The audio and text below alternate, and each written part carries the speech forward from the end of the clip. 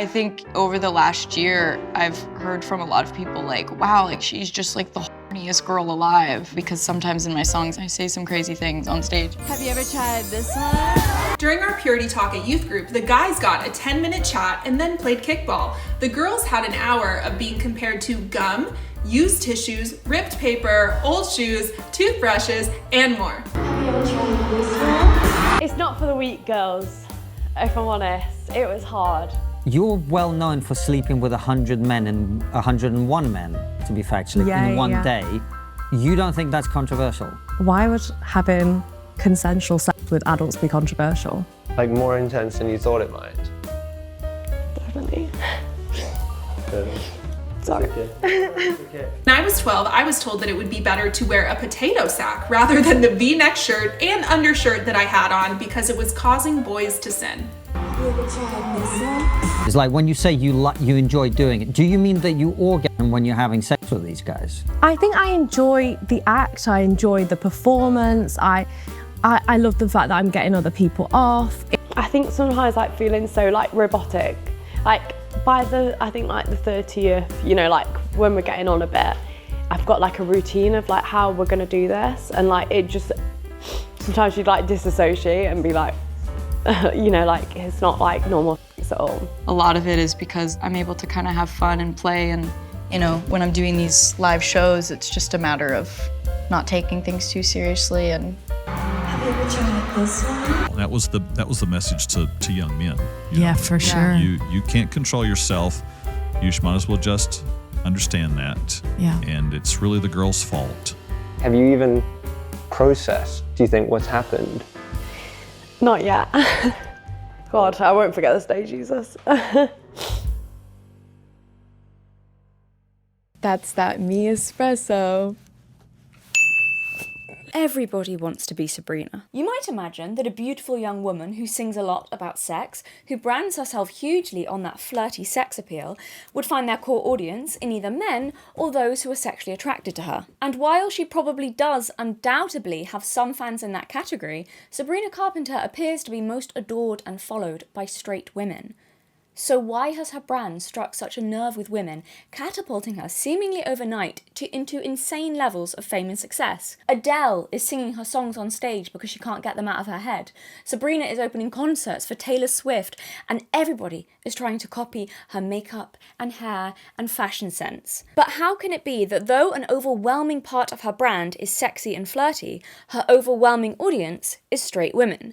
And what, if anything, does this tell us about women and female sexuality and the current culture? The sexy and flirty aspect to Sabrina's brand must somehow be appealing beyond sexual attraction, as most of her fans are not sexually attracted to her. And to be clear, the sexy flirty aspect is key to the draw. It's not just an accidental byproduct that her fans aren't really interested in. No.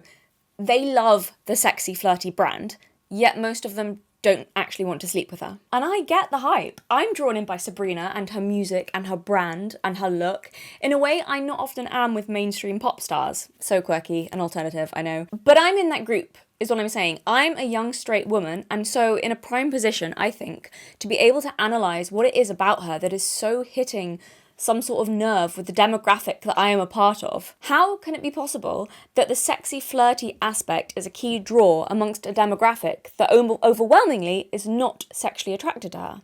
And of course, I think I've got some kind of answer on this, or a theory, or, you know, an interesting topic that I'm going to use this to springboard off into anyway. Enter Aphrodite, Greek goddess of love and beauty. Not literally, but in archetypal form. Aphrodite is an archetype we see pop up again and again. It's one that I think appeals to both men and women, and is, I believe, the underlying reason beneath Sabrina Carpenter's magnetic appeal, especially when it comes to women. So women expressing sexuality is not new, particularly in the music industry. It's kind of a given in a lot of ways in the music industry. However, I do think so much of it feels like it's specifically designed to appeal to men, often in ways that I personally find, and feel free to disagree with me, that I personally can often find degrading, aggressive, or even dehumanizing.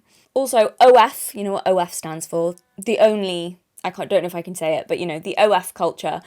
While many shout from the rooftops about, you know, OF being ultimate female sexual liberation. In my mind, I think in a lot of ways it couldn't be further from that. If that was true, then why are most of the consumers of it, and yes, I use the word consumer intentionally, why are most of the consumers male and most of the, would products be controversial to say? Female. That's how it looks as an outsider looking in. I find it almost laughable to hear people suggest that the whole industry has anything to do with genuine female empowerment and isn't just fully there to cater to men, no matter how far you have to push or degrade yourself. Lily Phillips, breaking down crying after sleeping with 100 or 101 men, I think it was, in one day or however many hours, breaking down crying after that because she was so traumatized and overwhelmed by it all. Yeah, that doesn't seem empowering or girl power or liberated female sexuality to me. I know Lily wants to convince us she's doing it because she's genuinely expressing her liberated sexuality and that she doesn't feel degraded or used, but her breakdown directly afterwards and what sounded like a description of dissociating from her body seem to contradict this. And that opens up the age-old argument: if monetizing sexuality turns sexuality and women into products, or either that, or does it make them empowered, independent women in charge of their bodies? Lots of people are in two camps about that. You decide. We're not going to be talking about that today. It's relevant, but we're not going to be getting into that debate today. The point I want to make, though, whichever of those camps you fall on, whether you think it's women becoming a product and men becoming consumers, or it's you're liberated and taking control of your own body, and if you want to sell that, that's fine. Whichever of those belief systems you fall under, I think you could probably still agree to this point that I'm going to make, which is that I do think that having so much female sexuality in the culture, but it all or most of it being monetized to appeal to a male audience, whether that's through music or the sex industry, I think this can create something of a confusing message for young girls and women. So there's this huge sexual culture that you are never considered in, because even though it's your body being monetized or used, it's never aimed at you, it's not for you, because you're not the customer.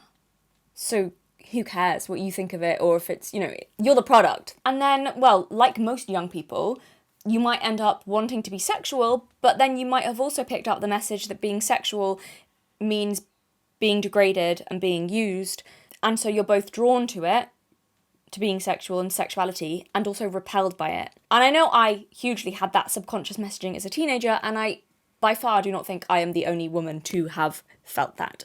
I think that's actually quite common, feeling especially in young women. The point is that female sexuality is everywhere. It's everywhere, it really is. But a lot of it seems more aimed at men and totally dismisses or ignores women's perspective of sexuality, to the point that, pleasing men, even if it feels degrading, can be how many women end up viewing sexuality. Now I'm going to make the argument that Sabrina Carpenter embraces hyperfemininity and sexuality in a way that feels powerful rather than degrading. And I think that is why Sabrina Carpenter has struck such a chord with straight women, because she's aiming her brand, everything, the sexuality, it's for women, aimed at women. Culture is not starved of sexy women or women expressing sexuality. It's really not. But I do believe that women feel starved of something that feels for them. Sexuality as seen through the female gaze, one could describe it. Something empowering because it actually feels empowering, and not just empowering because, dare I say, it's justified with a paycheck at the end of it. I think straight women love Sabrina because she represents the archetype of Aphrodite, an aspect of ourselves we might like to be more in touch with, or we feel has been ignored or degraded or dismissed or sneered at as shallow, shameful, or even dangerous, both historically and in pop culture. She's this image of hyperfemininity without losing your power. So, welcome back to the channel, everybody. I'm Galatea, and this is Acis, my dearly departed. And today we're going to be diving deep into the Aphrodite archetype, what that means for women and our view of beauty, sex, and love, and how Sabrina Carpenter suddenly became a feminine icon.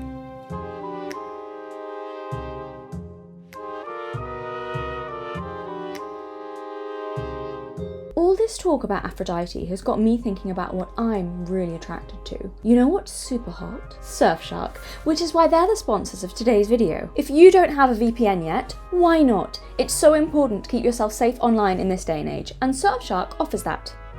And Surfshark, just like a great guy, is brilliant in many different areas. Just the other day, I was on Netflix and had a sudden urge to watch Supernatural, an old comfort show. Only problem is, Supernatural isn't on UK Netflix, But that's where Surfshark spoils me, because I set my VPN location to the US and voila, I can watch Sam and Dean hunt monsters to my heart's content. Can my boyfriend do that? No, he can't just make me virtually be in America with the snap of the fingers. Surfshark gives me princess treatment. And princess treatment is for the boys too. With Surfshark, we can all have princess treatment. Surfshark also encrypts all your information sent between your device and the internet, helping to keep your data safe on unlimited devices. Surfshark is generous and protective.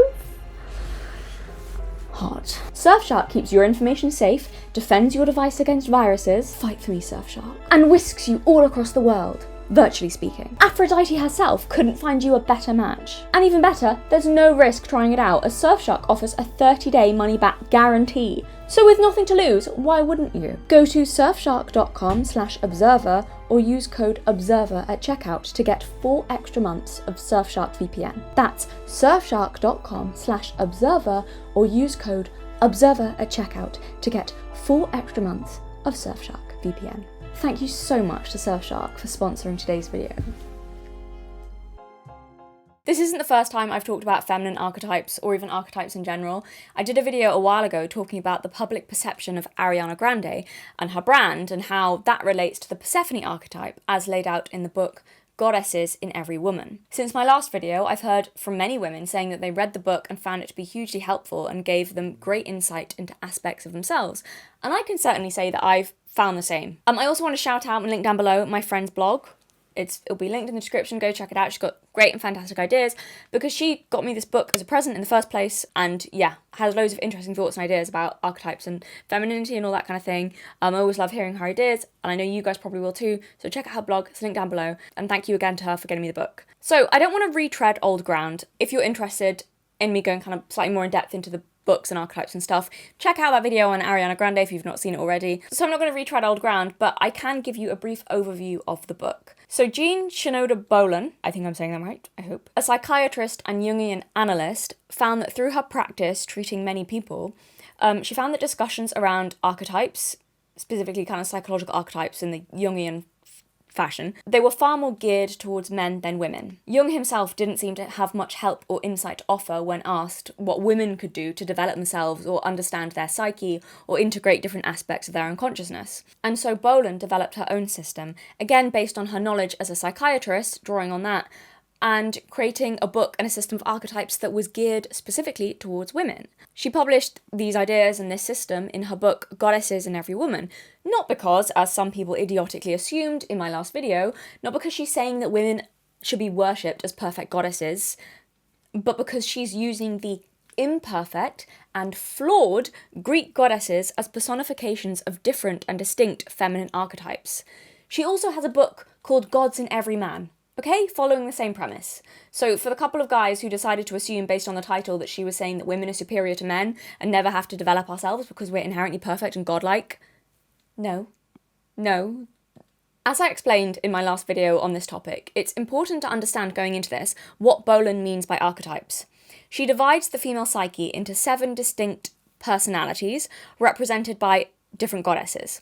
And these different distinct personalities and goddesses are Hera, the wife, Demeter, the mother, Persephone, the daughter, Artemis, the big sister or protector, Athena, the strategist, Hestia, the hearthkeeper, and Aphrodite, the lover. Bolen talks about each woman having all of these 7 archetypes within her, with some more or less dominant depending on the woman and the stage that she is in life. So grandmothers can often have a lot of wise, peaceful Hestia energy, for example. I know mine did. Career women are likely driven by Athena or Artemis. Mothers can have a lot of Demeter activated, and many, though not all, young girls will have a Persephone phase. All goddesses have positive and negative aspects to them, and like I said last time, while it's good to recognise which goddesses are most active within you, it's important not to over-identify with one to the detriment of the others. The point of this is that all of the 7 archetypes are valuable. They are all worth nurturing within yourself and developing in order to grow, and you wouldn't want to limit yourself by saying, well, I'm this archetype, and then proceed not to value any other aspects of the other archetypes. So it's also important to note that when Bolen talks about women having different goddesses within them, she is not talking literally, okay? Before people get scared away and think this is too hippie woo-woo for them. This is not literal. Boland basically is arguing that all throughout human history, you can find the same pattern or personality type repeated in women again and again and again. She's not even claiming to have come up with these archetypes. Her perspective, and it's one that I agree with, is that the reason that these Greek goddesses exist in the first place is because they developed out of our collective unconscious. They developed from us. They developed out of humans noticing these repeated patterns in people. You'll find other archetypes in other mythical traditions that line up fairly well with the Greek goddesses because they're ultimately, despite being gods, fundamentally human and products of humanity. And to be clear as well, you would be hard-pressed to find a real woman who is a perfect representation of one single archetype, because the point of the archetypes is that, like Plato's forms, they are the purest form of that personality type or pattern. Whereas real women, even if they are incredibly dominant in one of the archetypes, they will still be more complicated than that and will have other archetypes influencing them, even if very subtly. Which is why fiction can be a really good vehicle to analyse these archetypes, because in fiction, it's often very clear who a character is, like which archetype they are, as opposed to a real-life woman who's more complicated. You know, for example, Samantha from Sex and the City is obviously highly Aphrodite archetype driven. In short, and I promise I'll get to the interesting stuff in a second, this system is not so much a way of categorising different women as it is a way of categorising the different aspects within an individual woman and understanding how to find balance and what drives her. It's a way of personifying and detangling different urges within the human psyche and making it more understandable by separating and understanding those different unconscious driving forces within us. These patterns within people came first, the myths about the gods came later, as a way to simplify and understand those patterns and personalities and to watch them play out through stories. In my last video, I said how I believe in the past I've been mostly driven by the archetypes of Persephone and Artemis in pretty much equal measure since I was a child. Not that there aren't other archetypes, but my two most dominant are like equally dominant. Those are the two dominant ones. And because they are almost opposite archetypes in how they operate and what they value, reading this book helped me personify and understand what felt like two warring forces within me that made my mind and behaviour seem inherently contradictory. Last time, in my last video, we talked about Persephone, the young maiden goddess of spring, representing receptivity, new growth and potential, the archetypal Disney princess and damsel in distress, the innocent. And this time, we're going to be talking about mature Aphrodite, goddess of love, beauty, and sex.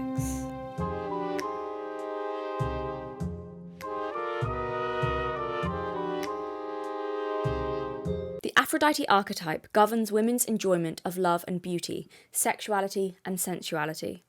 The realm of the lover exerts a powerful pull on many women. As a force within a woman's personality, Aphrodite can be as demanding as Hera and Demeter, the other strong instinctual archetypes.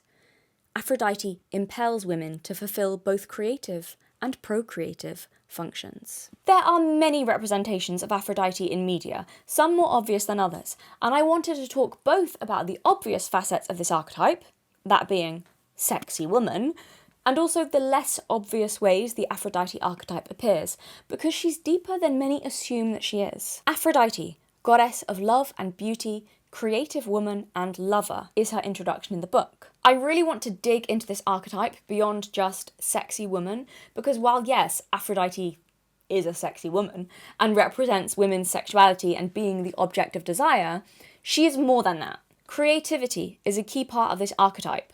She's not just frivolous, as she's often portrayed. Aphrodite, the lover, represents the creation of life itself, for obvious reasons. And that goes beyond just sexy woman. At its deepest level, there's nothing shallow about that, about the archetype, about the creation of life, obviously. So, sensuality, as well as sexuality, is a key descriptor in this archetype. She governs the realm of the senses. Aphrodite represents the drive to ensure the continuation of the species. As the archetype connected with the sex drive and the power of passion, Aphrodite can turn a woman into a vessel of procreation.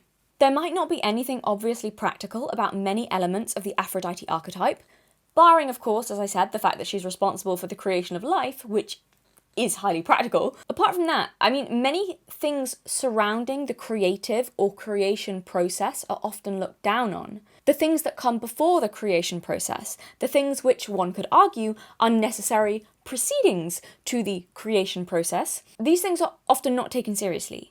So, for example, the attraction that draws two lovers together, the love of beauty that pushes you to make yourself or an environment desirable, the passion that draws you to a creative project, being joyful just for the sake of it.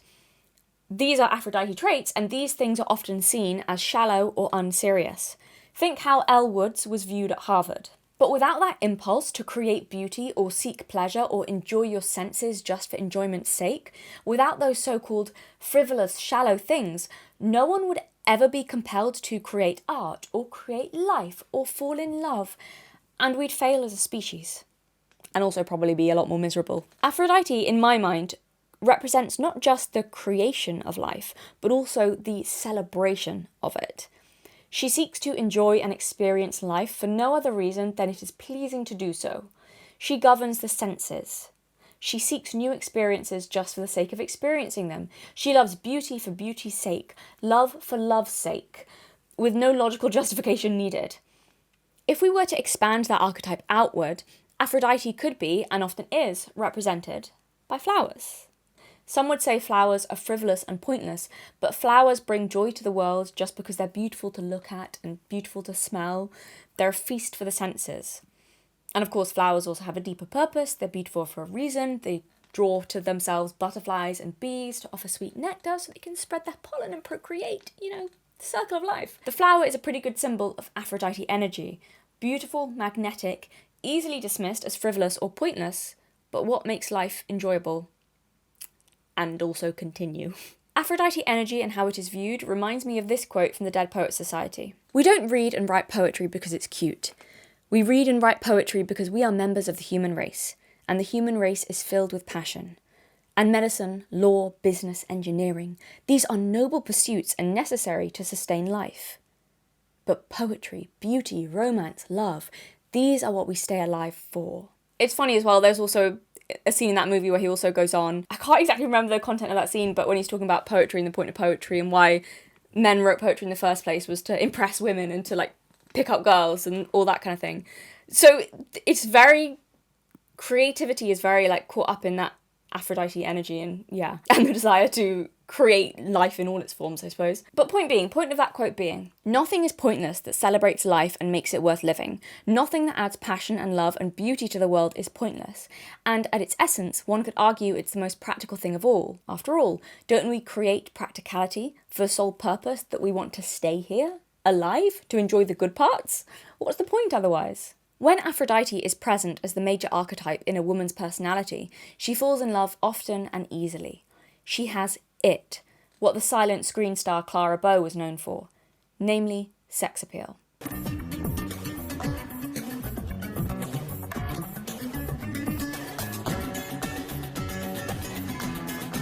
She has a personal magnetism that draws others closer into an erotically charged field that enhances sexual awareness. The voltage goes up, and both feel attractive and vibrant as they are drawn towards each other. I gotta tell you, you look amazing. Excuse me, but do I know you? No, not yet. Also, just to be clear, although in media the Aphrodite archetype is often portrayed as conventionally drop-dead gorgeous, this is not a requirement. It's not, because hot is not a personality trait. It's a magnetism beyond that. Many rather ordinary-looking women with Aphrodite qualities attract others with the magnetic warmth of their personalities and their natural, unself-conscious sensuality. These plain Janes always seem to have men in their lives, while their more well-endowed, objectively pretty sisters may sit by the phone or sit out a dance, puzzling, what does she have that I don't? Different representations of the Aphrodite or lover archetype in media include Samantha Jones from Sex and the City, Vienne from the movie Chocolat, and, controversially, but I think I've got a really good argument for it, Maria from The Sound of Music. Yes, the singing nun in the conservative wartime movie, I believe, is high in sensual Aphrodite energy. But we'll get to that later. Because the point is, the archetype goes beyond the surface level sexy woman. Okay? Though, yes, sexy woman is still an obvious part of Aphrodite. Also, just to be clear, when I talk about Sabrina Carpenter as representing the Aphrodite archetype, I am not talking about her as a person. Let's make that distinction now. I'm talking about her public persona, music, and brand. I have no idea how much that crosses over with her real personality, though I would be very surprised actually if there was no crossover, as she seems to carry that Aphrodite essence in interviews that I've seen, and also it comes very naturally to her, that kind of character and role and brand seems to fit with her very naturally. But obviously, Sabrina the person will be far more complex than Sabrina the brand, but we're talking about Sabrina the brand. Work that does not involve an Aphrodite woman emotionally holds no interest for her. She likes variety and intensity. Repetitious tasks such as housework, clerical, or laboratory work bore her. Only when she can be totally engrossed creatively does she do well. Thus, she is likely to be found in art, music, writing, dance, or drama. So obviously there's a little bit of crossover there just in terms of what Sabrina Carpenter does. She's a performer, she's a musician, and I believe she's done a bit of acting as well. So she's very much in that realm of being engulfed in creativity, and I think she has been since she was a child. So there's clearly just the job she's chosen as well it's a very Aphrodite job, and the way she's doing it is very Aphrodite. Because the point being, Aphrodite is the realm of the senses and the passions, so the emotions and like interest and excitement and new things, and that's something creative and exciting, and you know that's the archetype is glamorous and probably likely to be found doing stuff like that.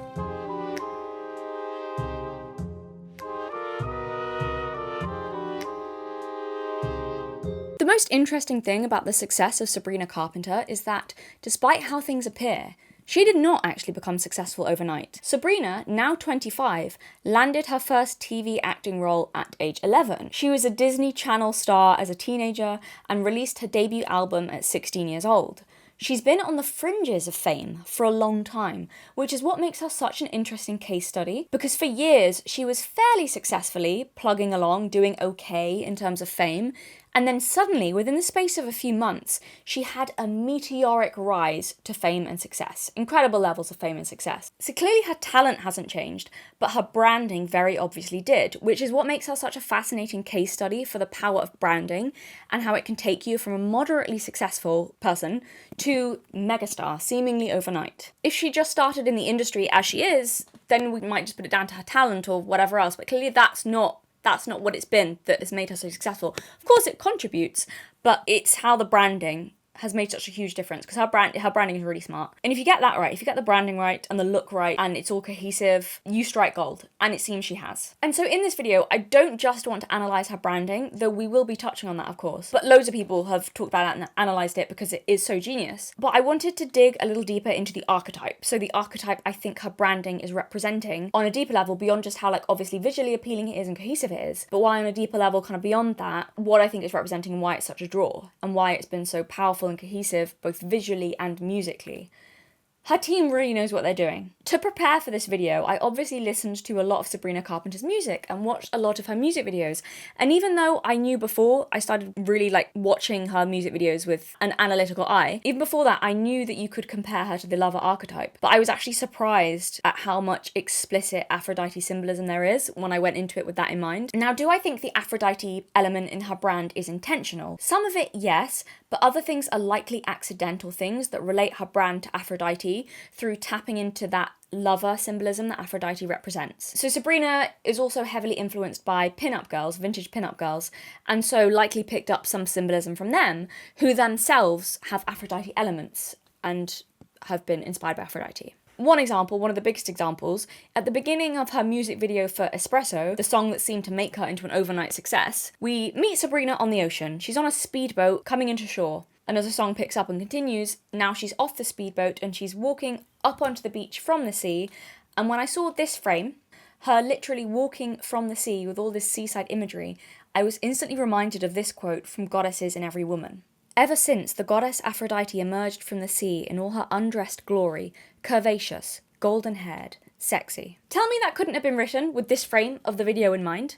Now, this part I actually do think was completely intentional. Not in terms of the book, I don't think they read the book, But the myth of Aphrodite, the myth of the goddess Aphrodite, or Venus, being born from the sea as a beautiful woman is so embedded in our culture and has been for so long that I would be very surprised if the creative brains behind this video didn't consider that when they were putting the visuals together. The Birth of Venus is one of the most famous paintings in the world. There she is, riding a seashell, surrounded by flowers as she drifts into shore. The birth part is interesting, the fact it's called the Birth of Venus, because that's hugely tied up in Aphrodite as well, birth. But birth is interesting, we're going to come back to that later. But the birth, again, the birth part is a literal representation, interpretation of Aphrodite as a creative force. But water, for obvious reasons, I mean, that's a huge element in Aphrodite's symbolism because she was born from the sea. But not just that, femininity itself is symbolically connected to water, whether that's through creation, you know, you have the waters of creation, the womb, waters in the womb, or female sexuality is also connected very much to water. So female kind of creation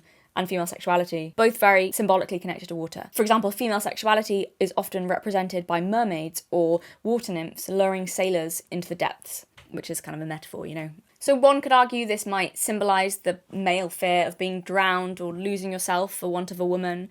Who knows? But the water, especially the ocean, also often symbolises the unconscious as well. And is there a greater unconscious drive than sexuality? The fact that Aphrodite, this goddess of sexuality and love and passion, was kind of born from the unconscious. She rises from the sea, fully formed, is very symbolic in and of itself. Point being, women and water are historically very symbolically entangled, whether because they represent men's fear of women or feeling that women are so different they could never possibly understand them, or the fact that they think, probably have a point there, that women are have a changeable nature like the sea, or feeling pulled towards them but also afraid of the unknown. Who knows? But women and water, historically very symbolically connected, whether that be through creation and the womb or sexuality and tempting and luring men. And Sabrina Carpenter, of course, uses water a lot in her branding. Later in the same video for Espresso, we have her lounging in this car that's really a swimming pool. Again, looking like Aphrodite or some kind of tempting mermaid. She also quite literally she wears a lot of blue, we'll get to blue later, but she has a blue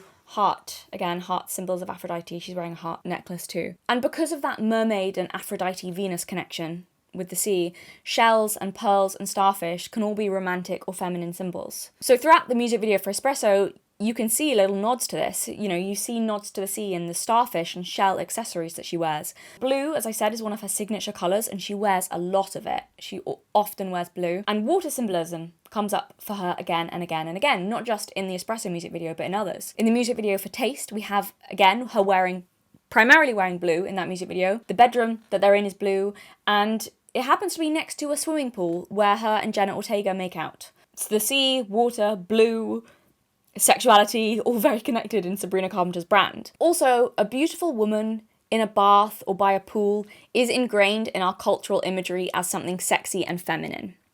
Men in baths, not so much. Also, I guess, I don't know why I suddenly thought of that, like rain scenes in movies, there's so many kissing scenes in movies where it starts like pouring with rain, representing the fact that it's often like a passionate scene where the two people probably let go of their emotions and, you know, like the rain and just all let themselves go, and water representing emotion, giving into your emotions, giving into your desires. It's just another interesting water sexuality element. Back to the bath though, being sexy, feminine imagery. What I didn't realise until after I started this video was that Sabrina Carpenter, she starts her live shows with like this joke that she's in a bath. So basically the show opens, she's not on stage yet, but there's a screen and you can see her on screen in a bubble bath. And the point being is that she's like forgotten, or this is the joke, you know, she's forgotten that she's supposed to be on stage. She's having a lovely bubble bath. She's like, oh no. And then, you know, she runs out and then she comes running out on stage wrapped only in a towel, the point being like she just got out of the bath.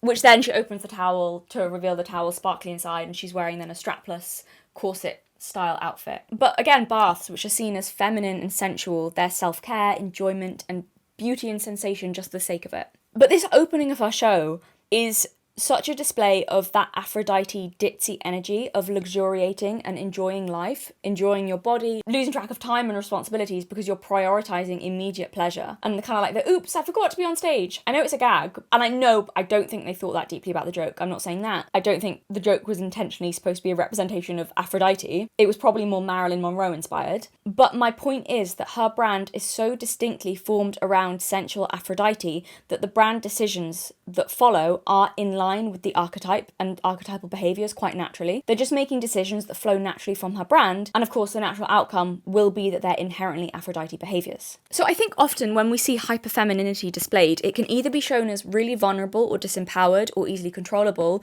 or subservient to men or men's desires. That's like how Persephone is, that's quite a lot of Persephone energy.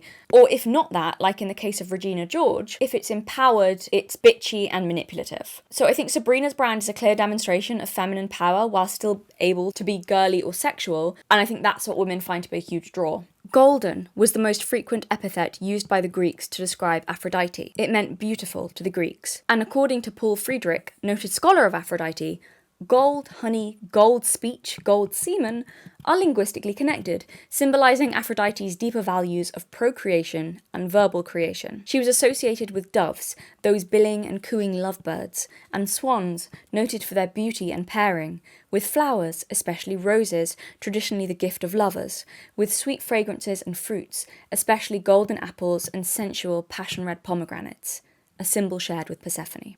So it's an interesting point there that I'm not going to go into this video. There's too much, too complex, too off the rails, but Aphrodite and Persephone actually have archetypes that are very connected in a lot of ways. There's a lot of similarities, also a lot of really clear differences. In a way, Aphrodite's kind of a more mature Persephone, except she's also not, because yeah, it's interesting, but there's quite a lot of, you know, they share flowers and pomegranates as like symbols, and they're both quite hyper feminine archetypes, but just they are very different as well. Back to the gold, the kind of gold aspect of Aphrodite. She's very gold, and blondes often portray her, although being blonde is not it's not necessary Aphrodite quality, obviously, but it just so happens that blonde's often represented as Aphrodite. But interestingly, in Espresso music video, this whole music video has this golden tint to it, and she herself is golden and sunny. It's kind of a vintage, timeless feel, which I think feels very Aphrodite and the classic kind of glamorous style to it. Like I said, you know, hearts in the ocean, very Aphrodite, all of those symbols. She wears lots of blue and pink and shell colours. A woman closely identified with Aphrodite often is an extroverted woman with a lust for life and a fiery element in her personality. She likes men and draws them to her with her attractiveness and her interest in them. Her attentiveness is seductive. She makes a man feel that he is special and sexy. So especially in Espresso, we see that kind of archetype represented very much, this kind of extroverted, lust for life, kind of fiery, fun. She's dancing, she likes men, she's attractive, she's interested in them, but she's having fun, she's not beholden to them. Aphrodite, to Homer, she was a lover of laughter, filled with irresistible charm. So unlike Persephone, Aphrodite is very mature. It's a very mature archetype. I don't mean that, like, you can be an immature Aphrodite archetype, but there's just something even so that seems kind of grown up about the archetype, even if it's immature and young. I think a lot of Aphrodite women, to me, they seem like an older woman even when they're young. And that's not an insult. That's not an insult at all. Not older in a bad way, just like kind of worldly in a sense. Opposite of innocent Persephone, who seems really young even when she's old, and kind of childlike. Aphrodite seems kind of got this mature worldliness to her. There is something mature about Aphrodite, and I really thought of that when I saw this interview with Sabrina. She seems to me like older when she talks. She seems older than 25. I was like, don't curse the Lord upon us, and I was like, I shouldn't do that. Yeah. And you just did that. I just did do that, yeah. I do with the nog, now that you mention it.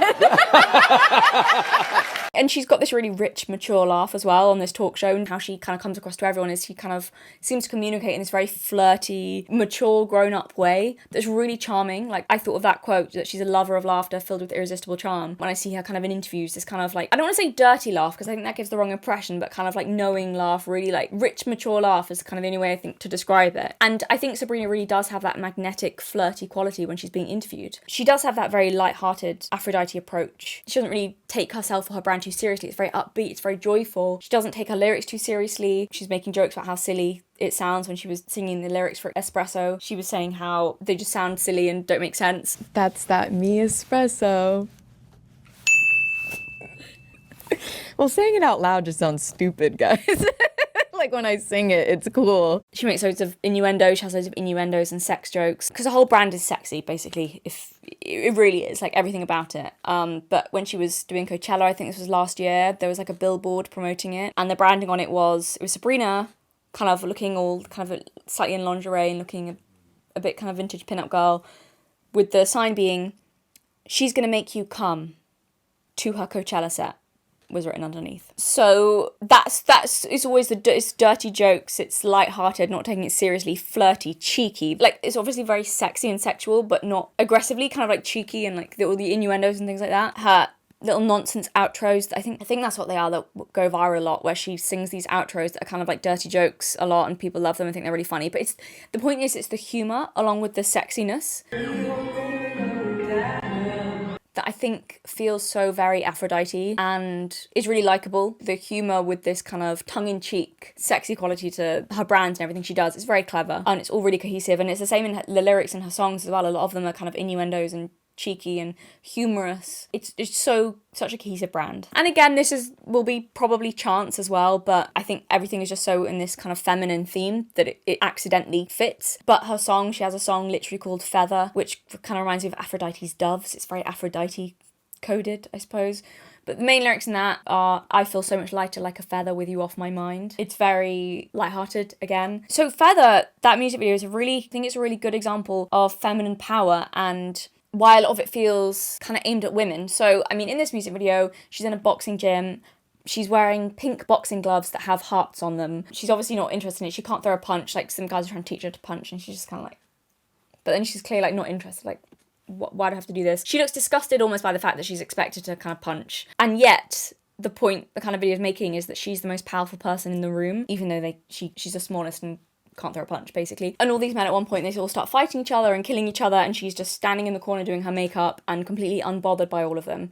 Which again is kind of like humorous, light-hearted tone to something serious. She's just like, makeup like, ooh. But I can really see why women like her so much. Like, I like her. She's very attractive, but it's not, the Aphrodite quality is not that she's very attractive. She's got this clear, like, personality beneath it, which I think is the key, like, Aphrodite element. It is this magnetic draw and personality and really interesting quality and person and vivacious person beneath it. It's not just like, Aphrodite's not just a pretty face, not just hot, like, that's not what it is. But Sabrina Carpenter is very charismatic and funny and humorous. And she's really likeable, really easy to warm to. I think that's the thing with Aphrodite, is really easy to warm to. But there's this moment in the Feather music video where she gives this look to the camera as she, in effect, unalives this guy. But it's a really funny look. It's this look that kind of says, I'm not just a bimbo and I know exactly what I'm doing. It's this hyperfemininity, but not vulnerable in the way that the sensitive, introverted, sometimes helpless Princess Persephone archetype is.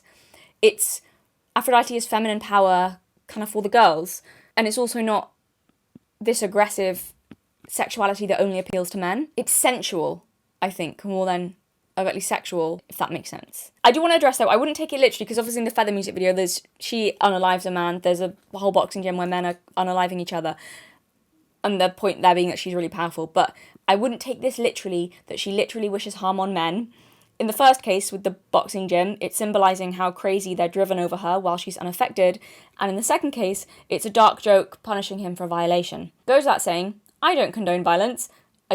Neither does Sabrina, probably. The unaliving of the guys throughout the video, I think, is symbolic of the fact that she's invulnerable, powerful, and unaffected if they leave her. It's literally in the lyrics, I feel so much lighter like a feather with you off my mind. It's the classic, I'm better off without you type stuff.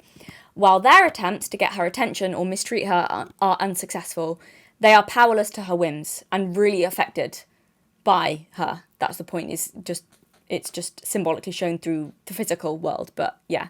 It's a demonstration of her power, not because she can throw a punch better than them, but because she's sure of herself and confident in herself.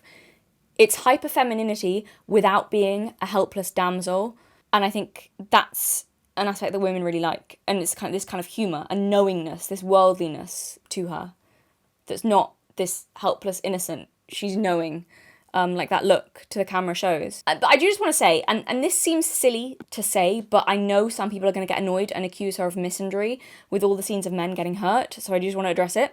In another music video, the whole music video is just her and Jenna Ortega, another woman, trying to kill each other in increasingly gruesome ways. Both of them, blood everywhere. Sabrina has internal organs hanging out of her. So it's not just men that are victims of harm in Sabrina Carpenter videos. She herself also is. But I think that's just part of her brand of this kind of ditzy, tee-hee, being unaffected by everything, even these dark, gruesome things. Again, it's that invulnerable, humorous Aphrodite quality of this kind of, shrug, I'll laugh it off and I'm not permanently harmed by deep emotional trauma because I've such an ability to be in touch with the joy in life, and I'm also brimming with self-confidence. It's that. It's also a great symbolic display, even if unintentionally, of the shadow side that Aphrodite can bring out of people, particularly men. possessiveness, jealousy, violence, war. I think it's just interesting that you see that violent, bloody side in Sabrina Carpenter's videos, which is accurate to the archetype of Aphrodite as well. In the Greek myths, remember, Aphrodite had a long-term affair with Ares, the god of war, symbolising how excessive passion and fury can dance very close to each other, because they're literally symbolically in a relationship in the Greek myths. People get pretty furious and kill each other all the time over love and jealousy. The Trojan War, mythologically, was kind of all Aphrodite's fault.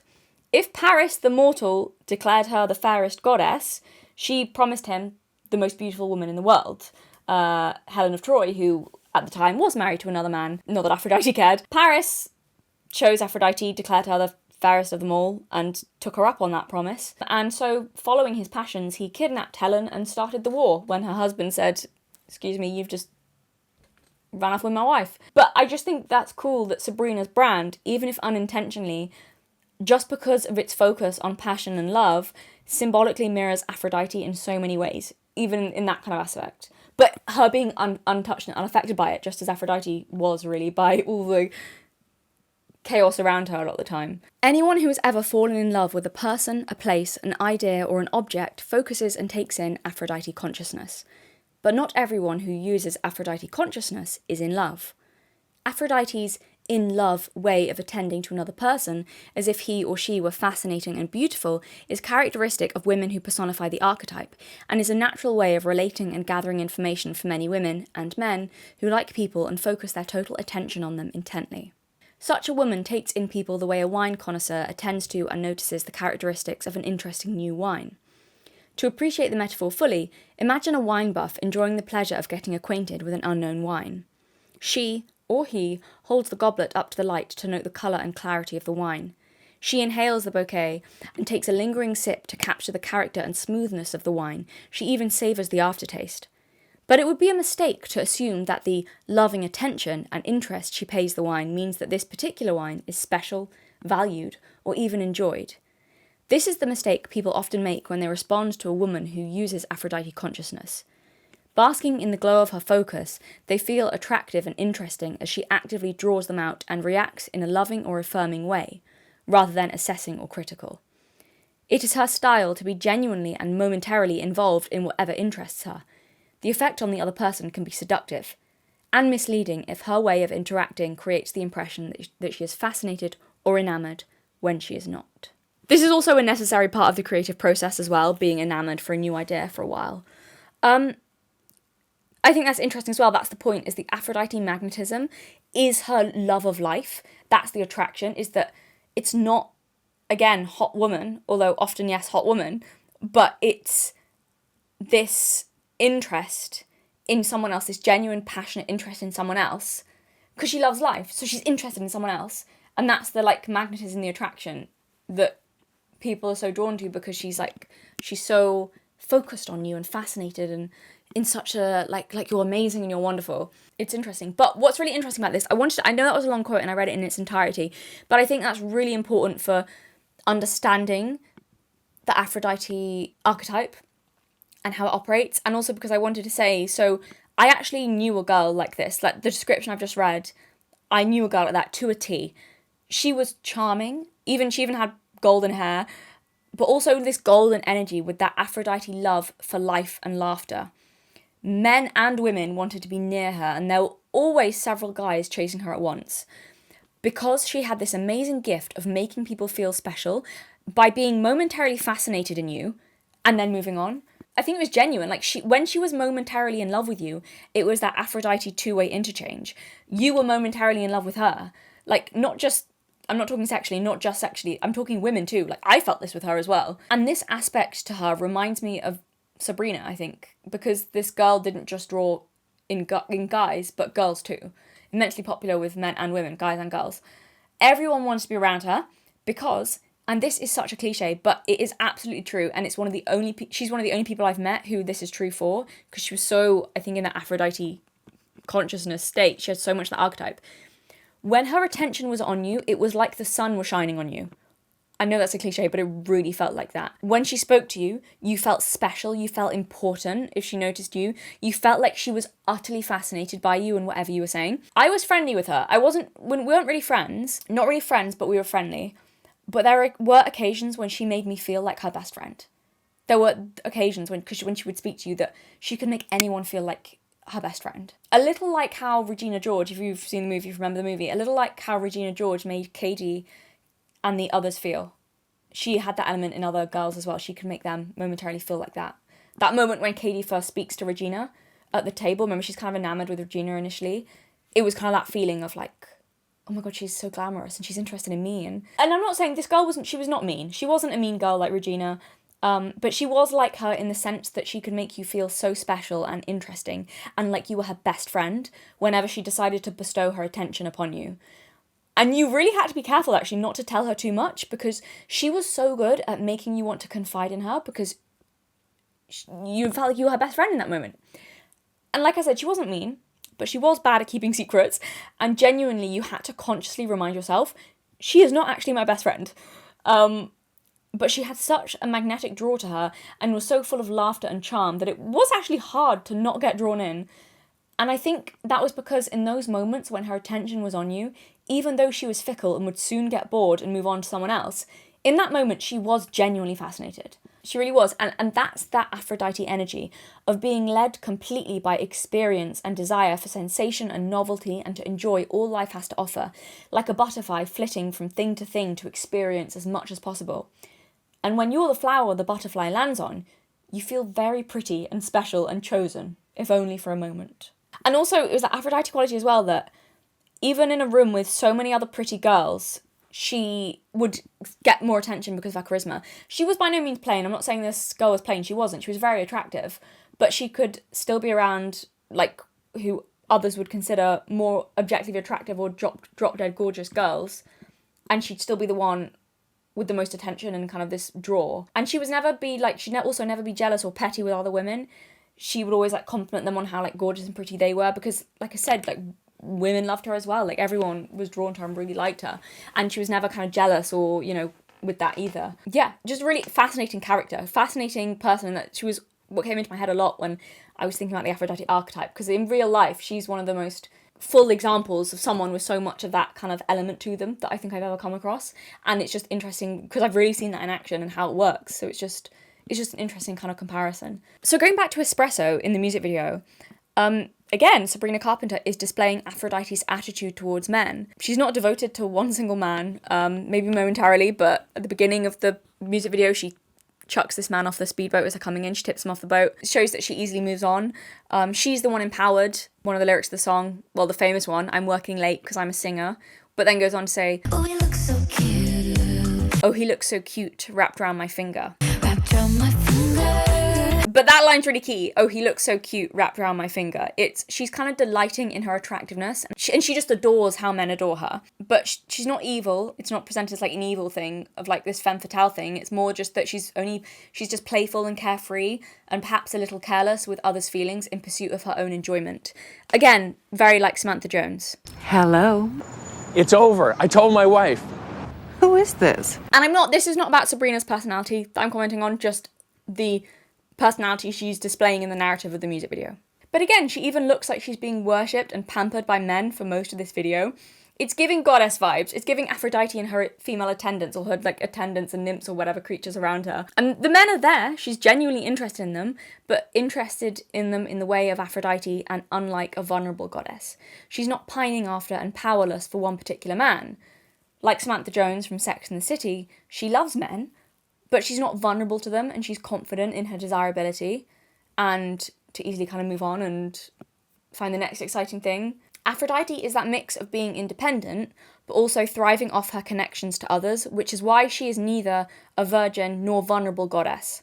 So I will briefly explain the vulnerable versus virgin goddesses later. Water, or the ocean, like we said, is a huge symbol of the goddess of love, as are symbols like shells, flowers, doves, lips, hearts, pink because of its flower and love associations, pale blues like the sea, pearls, shell-like colours. All of these are Aphrodite associations, and many of these are huge parts of Sabrina Carpenter's brand. The lipstick kiss is a huge visual aspect to her brand, the red lips, the kiss. Again, hugely flirty, sexual Aphrodite. That's part of her brand. As are hearts. She wears hearts on so many of her outfits, especially the corset tops. They are known as, you know, the Sabrina corset top with a heart kind of cut out there. That's become kind of an iconic thing that everyone wants to get and wear.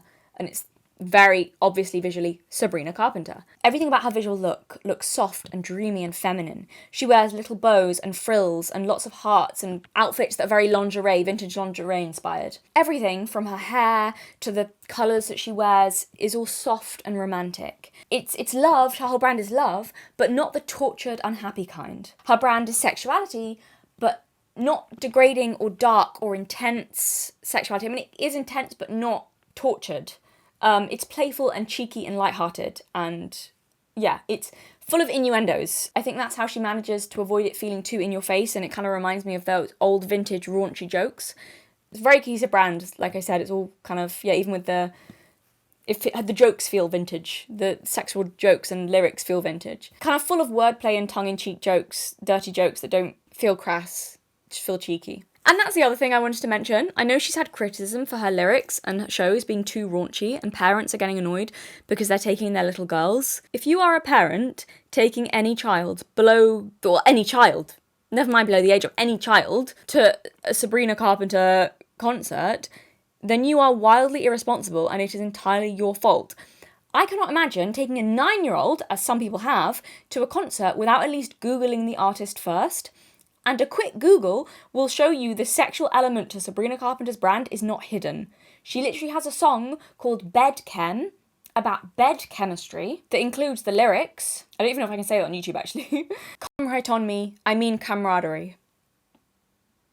And another song called Juno about wanting a guy to get her pregnant that includes the lyrics, quote, wanna try some freaky positions, and, quote, I'm so fucking horny. The sexual content wasn't a secret surprise. You were not ambushed by this at a Sabrina Carpenter concert. I'm more impressed, actually, that you somehow managed to avoid discovering that until you got to the concert. She wears vintage lingerie to perform. What did you expect? Don't take your children to her shows. In some cases, I think it's valid when some artists are criticised for having sexual content, but in this case it's so obvious that her whole brand is sex appeal. It's her whole brand is sex. Like, what are you talking about? Why did you take your 9-year-old? That's your fault. That's stupid of you. But like I said, she didn't become successful overnight. Now, so when she first started her career, she didn't have a cohesive brand. Her look, I'll show some images of how she looked before the brand change.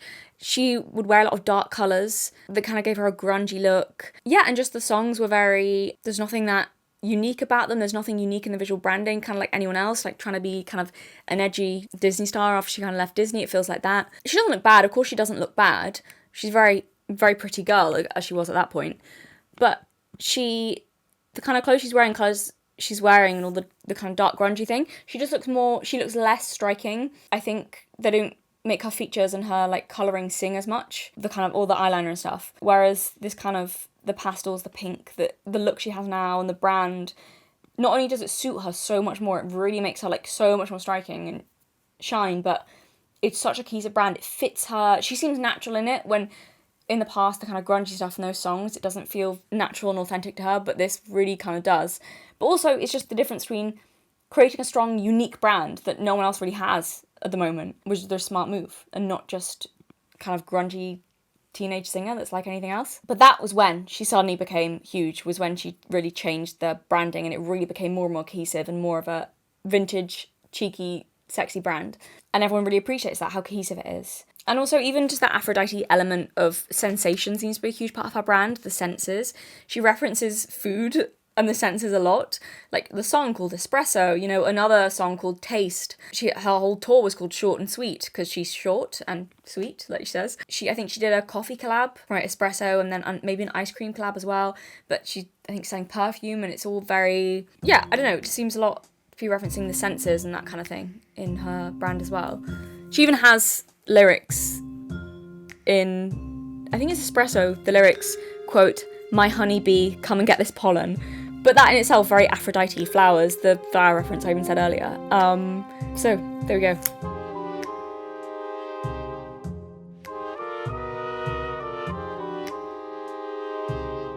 Aphrodite, goddess of love and beauty, I place in a category all on her own as the alchemical goddess.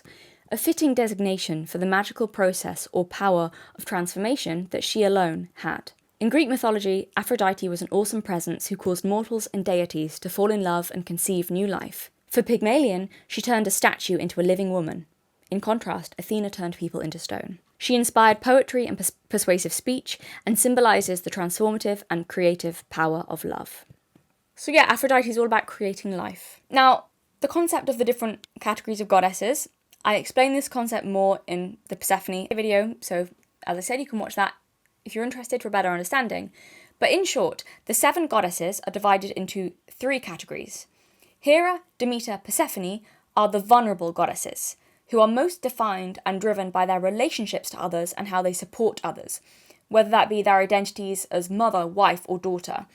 The vulnerable goddesses are more easily changed and affected by the world, particularly by men. The virgin goddesses are the second category. Athena, Artemis, Hestia. In that, it's got nothing to do with physical virginity, although I don't know actually whether they all might have been physical virgins, but Artemis certainly was. But it's not literal. Not physical, but that they are psychologically virginal. Virginal as in very independent and psychologically untouched is what that means. So they're focused on their own goals, and the virgin goddesses more affect the world and want to affect the world than they allow the world to affect and change them. And they are not so easily swayed from their aims by relationships like the vulnerable goddesses are. The virgin goddesses are very like, this is what I'm doing, this is my goal, this is my aim. Relationships may be cool, but like they're not as important to me as this thing, this goal I'm going for, this is my aim. Vulnerable goddesses, I said vulnerable, they are very like swayed and by relationships and things around them, very important to them. That's more their goals, is those relationships they foster. And lastly, in a category all of her own, because she fits neither category, is the alchemical goddess, Aphrodite. So we've got vulnerable, virgin, and alchemical. 3 different categories. Neither virgin nor vulnerable. Aphrodite, she's not unmoved by relationships like the virgin goddesses. She is hugely driven by them. But she does not lose her identity in them, like the vulnerable goddesses can be prone to. She can be changed, but also changes the environment around her. So alchemy describes the process through which base metals can be turned into gold. In most contexts now, alchemy is used to describe a magical transformation process through which the ordinary or mundane can be made extraordinary. And Aphrodite, the golden goddess, gold, is the one who transforms. Someone dull and ordinary can become passionate and inspired through falling in love. An ugly duckling becomes a swan. An egg becomes a baby. A statue becomes a woman. You get the picture. As the book says, Aphrodite's power can be explained through the Pygmalion effect. Now, this is a complete coincidence. So, in the myth, Pygmalion carved a statue of a woman, by chance, by complete coincidence, called Galatea. Not the Galatea I was named after. I actually really don't like the Pygmalion and Galatea myth. The one I was named after is a different Galatea. Acis is Galatea. That's why Acis is here as my dearly departed. So, just to get that clear. People, I don't know if you've seen people comment before, oh, why would you name your child after Galatea from Pygmalion and Galatea? Oh, I really know Greek mythology and actually it symbolises this. So, oh my god, it's so like weird that your parents would name you that. Well, if you know Greek mythology, if you're that clever, then you'd have heard about Acis and Galatea, wouldn't you have done? And that's my one. That's why Acis is my dearly departed and not Pygmalion, because Pygmalion is not my dearly departed, is he? Acis is. Thank you. Moving on. Anyway, Pygmalion carved a statue of a woman called Galatea, and because Pygmalion was weird and socially stunted, he fell in love with the statue. Weird. And so he did what anyone would do and prayed to Aphrodite, goddess of love. Aphrodite, always romantic, took pity on Pygmalion and so turned Galatea, the lifeless statue, into a real human woman of flesh and blood. So that Pygmalion could do what you do with real human women of flesh and blood. I bet he tried with the statue. He's that weird. And that process of alchemy, that we're not focused on Pygmalion, it's the alchemy process, turning the lifeless statue into the real human woman. That process of alchemy, of creating life or transforming something mundane into something magical, like a frog into a prince or a statue to a woman, is symbolic of the transformative power of love and passion and feelings and creativity and its ability to bring about change and create new life. Aphrodite and Hephaestus, I can't say his name, but you know, the Greek god, the blacksmith god, you know him. Aphrodite and Hephaestus had no children. Their marriage may represent the union of beauty and craft, out of which art is born. So yeah, that was her husband. She cheated on him with Ares, but point being that her husband, it's beauty and skill, as he was, naturally merge and create art, and that's just an interesting symbolic thing as well. And creativity is usually connected to Aphrodite. If there's love of beauty mixed with skill, and then so art, kind of the passion. She's the passion behind it, and then you need the skill, and then you get beautiful art. So, but that symbolises the fact that Aphrodite's creative power can be literal or not. One of the best representations of a deep and not just surface level Aphrodite archetype is in the movie Chocolat. I've said it before and I'll say it again. Chocolat is one of my favourite movies. It's so underrated. I love it. It's fantastic. And I've always said it's one of the best representations of feminine power. Specifically, Vienne, our main character, displays Aphrodite power. Though not solely, I also think she has a lot of Artemis qualities, to be honest, as well. But that aside, we're talking Aphrodite for now, and I think she's also mainly driven by Aphrodite. The movie does a great job of displaying this archetype, everything to how the archetype works, to how people are drawn to her, also how the world can negatively react to the Aphrodite archetype and attempt to suppress it. So in Chocolat, we follow Vienne and her young daughter as they mysteriously arrive one day in a small French town in 1959. The town is deeply religious, and so tongues start wagging when Vienne has the audacity to open a chocolate shop during Lent, the Christian period of holy fasting and avoiding indulgence. Everything a chocolate shop is not. The deeply religious mayor forbids anyone to go into her shop, believing her to be a sinful temptress. Vienne is attractive, and unlike the demure women of the town, she flaunts herself wearing deep red, the colour of desire, and kind of lower cut dresses and things like that. She doesn't attend church, and despite the fact that she has a daughter, she has never been married. And she's not ashamed of that, as she tells the mayor when first meeting him. She doesn't just come out and tell the mayor that, but he calls her madame, and she says, oh, it's mademoiselle, I've never been married. And he's obviously shocked because he's like, wait, but he's your daughter. And then he goes and tells everyone, because he's such a gossip, that she's a whore. Anyway, worst of all, Vienne starts up a friendship with some undesirables. And of course, because she is our stand-in for the goddess of love and passion, she begins a romance, or fling, with one of them, played by Johnny Depp doing an Irish accent for some reason. The mayor recognises her, Vienne, as a threat to his status quo, that she carries that Aphrodite ability to transform and bring change. In doing therapy, I gradually became aware that, in addition to the interactive, receptive Aphrodite consciousness that facilitates change and growth, I also had to keep an optimal emotional distance. If I feel too much or am too closely identified with my patient, I lack some essential objectivity. If I am too distant and lack love for my patient, I lose a crucial empathetic connection, without which there isn't enough transformative energy to bring about deeper change. Befitting Aphrodite, who had the invulnerability of a virgin goddess and the involvement of a vulnerable goddess, Aphrodite consciousness has both qualities. And I think you see this with Vienne, because she transforms people, she is really emotionally involved and connected to them and helps them and transforms them, but also remains distant and protected from it as well. And I think that in itself is very like Aphrodite consciousness, which is why it's transformative. It's the alchemical goddess. She's both so involved with people, but she's not really vulnerable to them in the same way that a vulnerable goddess is.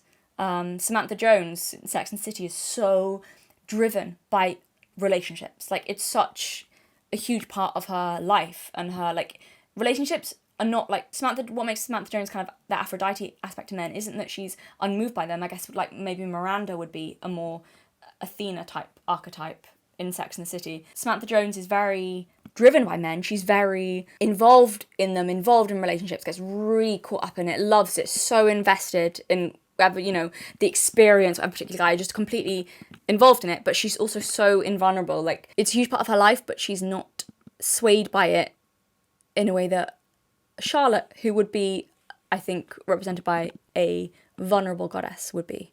It's just interesting. But anyway, so Vienne, from Chocolat, has that quality of being involved in people and being able to help heal them, because that's what she's there for. She helps transform and heal them and be so involved in their lives, but she also keeps that distance, just like Bolan in the book is describing how she is with her patients, and how it's that Aphrodite consciousness that is necessary. Aphrodite consciousness is necessary for transformation, basically, is the point, and growth. Throughout the film, you never really know if there's something magical about Vienne or not. She has an uncanny ability to make people like her and draw them to her.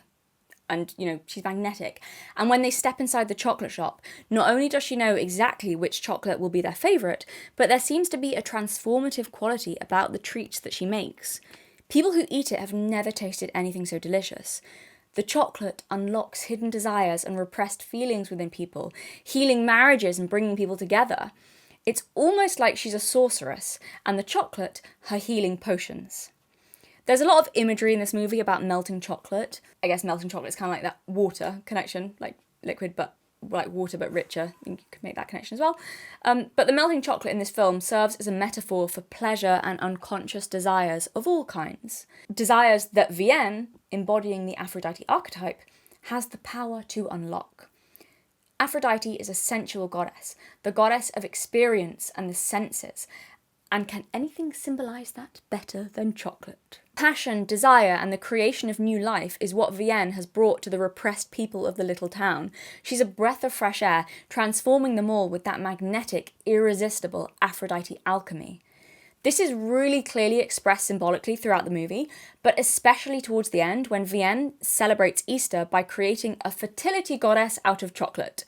You can't get much clearer that she's representing the Aphrodite power of creation in both literal ways, with the pregnant fertility goddess, and in non-literal ways, like her creative power as a chocolatier, or her ability to unlock a zest for life within people. Aphrodite is a tremendous force for change. Through her flow attraction, union, fertilization, incubation, and birth of a new life. When this process happens on a purely physical plane between a man and a woman, a baby is conceived. And the sequence is the same in all other creative processes as well. Attraction, union, fertilization, incubation, a new creation. Creative work comes out of an intense and passionate involvement. I think one of the most obvious examples of new life and transformation in this movie is the woman Vienne befriends, Josephine. Through the movie, we've seen Josephine not only heal, but also have her own inner Aphrodite awaken through Vienne's influence. I suppose in a way, Josephine would be kind of like Galatea from Pygmalion and Galatea, but without Pygmalion, if it was just Galatea and Aphrodite. Josephine kind of goes from restricted and like stone to has that Galatea transformation. So I think Josephine, like Vienne, is also actually naturally very high in Aphrodite archetype, Aphrodite consciousness. But because she was never allowed to be herself, but instead was abused and degraded and controlled, first by society and then by her violent husband, Josephine is suppressed. She hides herself away, doesn't take care of herself, not because she doesn't want to, but because she is punished if she expresses who she is, if she wants to enjoy herself or life. Either she's punished by her husband or by the town, who will whisper, well, why the hell does she want to look attractive? Who does she think she is? Like, yeah, very strict social rules in this little town. And so because she's so restricted and been so degraded and hurt, her Aphrodite nature is not allowed to express itself, it's not safe to express itself. I think it comes out in compulsive ways then. So she's a kleptomaniac and she steals beautiful things. I think because she wants to experience beauty and luxury and self-care, but isn't allowed to. Her husband is the type of man who does not want Josephine to be attractive because then he thinks she's asking for attention and being a whore. So, to protect herself, she hides herself in oversized clothes, wears drab colours, doesn't draw attention to herself, doesn't laugh or speak much, doesn't trust people. But in Vienne, she recognises a kindred spirit and sees escape for the first time and goes to Vienne for sanctuary. This is where we see Vienne's, as well, protective Artemis big sister archetype. Also, as Artemis is defender of the vulnerable and would take in young girls and women under her protection and defend them. So I think you do see that Artemis archetype as well. But it's Vienne's Aphrodite side that starts to free Josephine and coax out her own natural Aphrodite. Vienne teaches Josephine how to make chocolate, allows her to create things and for the first time enjoy the process of creating something for the joy of it that will then bring joy to others. Chocolate, as I said, is a metaphor in this movie for pleasure, beauty, freedom and creativity of all kinds, sexual and otherwise. Over time, we see Josephine start to enjoy life for the first time, and gradually her clothes change and get more and more colourful. She starts enjoying her own attractiveness. She stops being ashamed of wanting to be beautiful or creative, and enjoys the beautiful things in life just for the sake of enjoying them. This all culminates in one of the best scenes of the movie. Josephine is wearing pink, the colour of love, softness and romance, where, like I said before at the beginning, she will draw drab colours. So she's wearing pink with a flower in her hair, which, unlike earlier in the movie, now she wears loose, representing the fact that she's free now. She wears a long flowing skirt and is dancing for the joy of dancing with another man. She looks up as she's dancing with this man in this scene, and she sees her estranged husband watching her. And rather than being shamed into hiding away, like she would have been in the past, she defiantly raises her chin, makes eye contact with him, and just dances more, enjoying what he would see as sinful things just for the sake of them. Finally, she is unrestricted and allowed to be creative, free, and enjoy herself and laugh and have fun without shame. She has been transformed and is now a creative, powerful force in her own right. She is not going to allow herself to be controlled again. That inner Aphrodite has been unleashed, as it were. So I'm not demonizing masculinity, but in this movie, in the movie Chocolat, it's very clearly displayed as unbalanced and far too rigid. So masculinity out of whack, masculinity unbalanced. The overly masculine and rigid patriarchs of the town had cut out all Aphrodite energy. Love, passion, art, excitement and beauty. Seeing it all as not only frivolous, but downright sinful. And by the end of the movie, thanks to Vienne, even her greatest enemy, the mayor, has softened his heart, started to coax some passion and love out of it, and been able to admit his own repressed, passionate and romantic feelings for Caroline, and finally enjoy life rather than restrict everyone, including himself. He got Pygmalioned. Heart of stone into one of flesh and blood, thanks to Vienne. A similar thing happens in The Sound of Music. Maria also embodies this alchemical Aphrodite energy of love and beauty. So we see in the film, the captain has cut off all love, beauty and creativity from his life and his children's lives because he was heartbroken after the death of his wife, and so he shut all Aphrodite energy out because Aphrodite represents love and beauty and femininity, and he was so hurt by losing love and, the woman in his life that he cuts out love, the love archetype, the feminine archetype. He's no more of this in my house. He shuts it off because it's symbolic of him shutting down himself, his connection to that archetype, I suppose. So anything that reminds him of her, of love and joy, in other words, is banned. He never shows affection for his children. He has banned music from his house. They are not allowed to be joyful or individual. They have to wear uniforms at home. His eldest daughter sneaks out of the house in order to meet up with a boy so that she can be in touch with romantic Aphrodite energy as she's in that stage. But because it's so banned from the house, I think symbolically she seeks that elsewhere. She seeks that romance, that excitement, that joy in life, the connection elsewhere, because none of that joy and love and beauty and passion in life is allowed in her home. So she has to literally find it outside of the house physically. And then Maria comes in. Maria, the nun, yes, the nun who is in this, the goddess of sex, love and beauty. Maria comes in with that Aphrodite transformative power. Maria brings music back into the house. Everything she touches turns to gold. The captain will not allow her to buy clothes for the children that aren't these awful uniforms. And so, Maria, using her Aphrodite magic, and knowing that the children need to have fun and be individual and joyful and love life, using that Aphrodite magic, she transforms the curtains into clothes. Bright, colourful clothes that are finally bringing some joy and fun into the children's lives. And as soon as they, of course, get them, they go out on this amazing fun day with this exciting magnetic woman, Maria the nun. Children need fun and joy as much as they need structure. They have been starved of it. They've been starved of fun and joy and affection. Yeah, and children need that. They need that as much as the safety and structure that their father provided. They have too much structure and stability, and it's choking them. When you cut out Aphrodite energy, everything worth living for and creating and enjoying is gone. And as a result of that, they are emotionally disconnected from their father. Providing a roof over their head and rules to follow is not enough as a parent, and that's where Maria comes in. So again, it's the Pygmalion effect, turning his heart of stone into something alive again. And Maria, yes, Maria, the nun, the goddess of love and beauty, Maria even starts to awaken love and desire in the captain again. So this is what I mean when I say that, yes, though Aphrodite energy is deeply connected to sexuality and beauty, it's so much deeper than it initially appears on the surface. And also, interestingly, as well, it doesn't mean being the most obviously attractive woman in the room. So the Baroness, Maria's rival in love for the captain, she's far more glamorous, far more, probably more obviously in a visual way, like obviously Aphrodite archetype. She's very kind of glamorous and sensual and beautiful. But she loses out to Maria because it's Maria and not the Baroness that starts to make the captain feel passionate and romantic again. It's her that's awakening that in him, not the Baroness. And also, I'm probably not going to do this video now, because I've talked about a lot of the stuff already, but I was at one point going to do a video on submission. Again, that old argument that people on either the right or the manosphere have again and again, that femininity means submitting, that women should submit to men. If you're really feminine, you submit.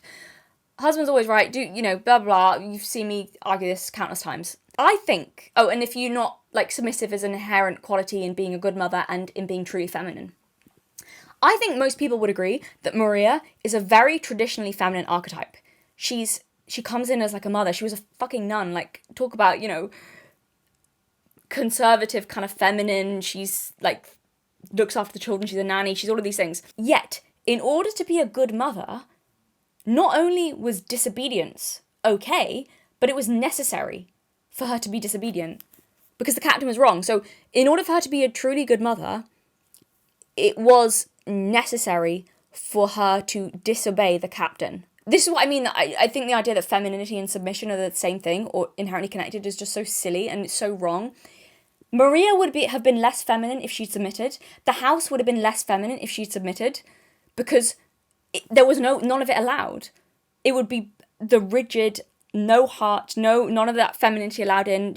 It would be repressed and she'd be the opposite of that. But in order to be like this lovely, feminine, thriving self that she was and bring this joy and real motherliness into the house and for the children, it was necessary that she upturned the status quo, did what she felt, she followed her intuition, did what she felt and knew was to be right, knew the captain didn't really know what he was talking about and was kind of, in some ways he did, but in other ways he was really messing up when it came to his children. I just think it's not really related to this video, but just in terms of the femininity submission argument, I can't, it's just so silly. And there are so many feminine archetypes, really feminine, even the, conservatively, traditionally feminine archetypes that are just not submissive. And in fact, not only are they not submissive, but an inherent quality to them, a requirement of them being feminine and being allowed to do that is disobedience, is not submitting. Anyway, moving on. Aphrodite women like children and vice versa. A child senses that this woman looks at him or her with a non-judgmental and appreciative eye. She draws out a child's feelings or abilities in such a way that the child feels beautiful and accepted. Often she instills a sense of specialness that may give the child confidence and help develop abilities and talents. She can get into the spirit of play and make-believe very easily. She seems to charm children into behaving well and to inspire them with her infectious enthusiasm for whatever interests her. These are wonderful qualities in a mother. The children of Aphrodite women thrive and develop their individuality if Demeter qualities are also present. So we see this with almost all the archetypes I mentioned. So Vienne had a connection to children in Chocolat. She nurtures, she's connection with the little boy. She nurtures his talents, draws him out, makes him feel special and seen. Like, he draws like horrible, gruesome horror art is what he loves drawing, and everyone in this like obviously really conservative, deeply religious French town are like horrified by what he draws and stuff. But she sees him drawing one day and it's like, oh, you're so talented, that's so interesting, and she's not put off by the fact he's drawing like a maggot's coming out someone's eye or something. She's the first adult he meets that appreciates his talents and his interests for who he really is, and his passions, and she draws it out of him and really changes his life. She changes so many people's lives in that film. But that's one of them. And Maria, again, the whole thing of being able to charm children to behaving well, that was Maria and the Von Trapp children. And also, bringing in their creativity as well in their home and playing with them like the Aphrodite women do. They can get into imagination and play with them. That's Maria when she does a puppet show with the children. Like, she's really, they love her because she brings that in. She's so involved in that. But we also have, I think, Fran Fine from the TV show The Nanny. Very Aphrodite in a lot of ways. Very obviously so. She's kind of like Maria, from The Sound of Music, but if Maria was a huge flirt who loved men and also fashionable clothes. So Fran Fine is like Aphrodite in many ways, I think. But she again charms the children when she comes into this house into behaving well. They love her. She has this youthful kind of quality, makes the children feel special, she's enthusiastic, she's passionate about life, like all of these things. Like children kind of love that. But again, as long as it says there are also Demeter qualities present, because that's the stability. So I suppose the question is, do we get that alchemical effect from Sabrina Carpenter? I think that's hard to answer because she's a pop star and a brand, not a character in a narrative where we can obviously see change. But I would argue that she's influenced and creatively inspired a lot of women. The amount of people I've seen, you know, try and make their own, like Sabrina Carpenter corset tops with the hearts and the hair and the makeup, and them leaning more into hyperfemininity, or, you know, and been drawn to her. She's clearly got that magnetic draw around her. And we could also consider her own branding transformation to be alchemical, going from not that much of a standout ex-Disney star like any other creating forgettable music, sorry but it's true, to an absolute goldmine as soon as she embodied that archetype. The magnetic, transformative and creative effect has been pretty huge.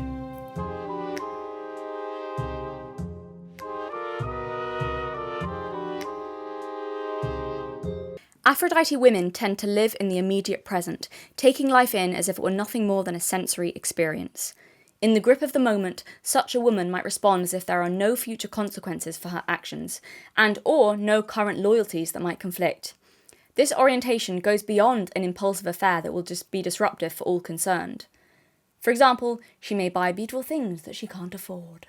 So I think even Maria has elements of this kind of living in the immediate present, not thinking about consequences, just enjoying this sensory experience of life, like running off into the hills and forgetting about her commitments in the nunnery because she was enjoying herself too much, much to the frustration of the other nuns. No one archetype, so this is about kind of more negative aspects of Aphrodite, but no one archetype, like I said in my last video, is bad. They are all important. They're all deeply important in their place, depending on the phase of life, the circumstance, and also when they are healthily balanced with other archetypes. It is possible to have too much of Aphrodite activated to the detriment of other parts of the personality, and it's also possible to have too little Aphrodite, which can also be harmful to the psyche. We'll go through both, but first let's focus on having too much. Aphrodite women gravitate towards men who are not necessarily good for them or to them. Unless other goddesses have an influence, their choice of men is often similar to Aphrodite's own choices. Creative, complex, moody, or emotional men like Hephaestus, Ares, and Hermes. Such men do not aim for occupational pinnacles or positions of authority, and they don't want to head households or be husbands and fathers. So Aphrodite isn't interested in stability, but she's interested in the emotions of the moment, and often whoever is the most fascinating or exciting. So that's a point you can see how that might lead to men who aren't good for her, because she's mostly pulled by, oh, exciting, oh, thrilling, oh, something new, oh, this is gonna be an emotional ride, that kind of thing, rather than like probably better, more stable qualities in a long-term partner. It goes to men who don't want, who themselves are lacking that kind of stability as well. So I don't want to comment on Sabrina's personal relationships, because who knows? I'm not going to comment on that. However, what I can comment on is the public image of her relationships, or relationship. So Sabrina Carpenter famously wrote a song begging a man not to embarrass her by turning out to be a bad boy. So the song was about, please don't turn out to be a bad boy like everyone thinks you are, and because it would embarrass me. And the music video for this song starred her real-life boyfriend, who does have something of a bad boy image, and her and said boyfriend are now broken up under the swirl of lots of rumours. But who knows what went on. But I'm just going to talk about how their relationship is portrayed in the video and how that Aphrodite dynamic is shown again in her brand. So in this video, Please, Please, Please, that's what the song's called, Please, Please, Please, it really mirrors an Aphrodite passionate yet maybe not entirely healthy relationship. So it's this whirlwind romance where they're immediately just, she's deeply invested in him and so interested in him and like, wow, it's you, I'm in love with you, you're so fascinating, I'm in love with you, and oh my god, this is so exciting and amazing. The whole premise of the song, she's visiting her man in prison. She's going on crime sprees with him when he gets out. He's clearly not good for her, but he is exciting. And unlike a Lana Del Rey or an Amy Winehouse singing about a bad boy, where it might be tortured or angsty, Sabrina's song is not that. It's not tortured or angsty. It's, in the way of Aphrodite, it's more humorous, flirty, and light-hearted. She's less vulnerable to permanent heartbreak than another archetype might be, because she's lacking the commitment and vulnerability to a man. So I'm not saying Sabrina's music is better, it's just different. It's joyful and feminine and pleasure for pleasure's sake. It's not this kind of tortured dark song about loving a man who's bad for you. It's this light-hearted, like, along for the ride, isn't this fun? But also, God, please don't embarrass me. There's no pretense at deep. She even mocks her own lyrics sometimes, like I said earlier. So in her songs, she's not a victim to men. She's never like a victim, as you might get in another song singing about a similar topic. So even if they mistreat her or leave her, it's not vulnerable in that way. There's something very carefree in her brand and her music and her lyrics. So the chorus of this song goes, please, please, please don't prove them right.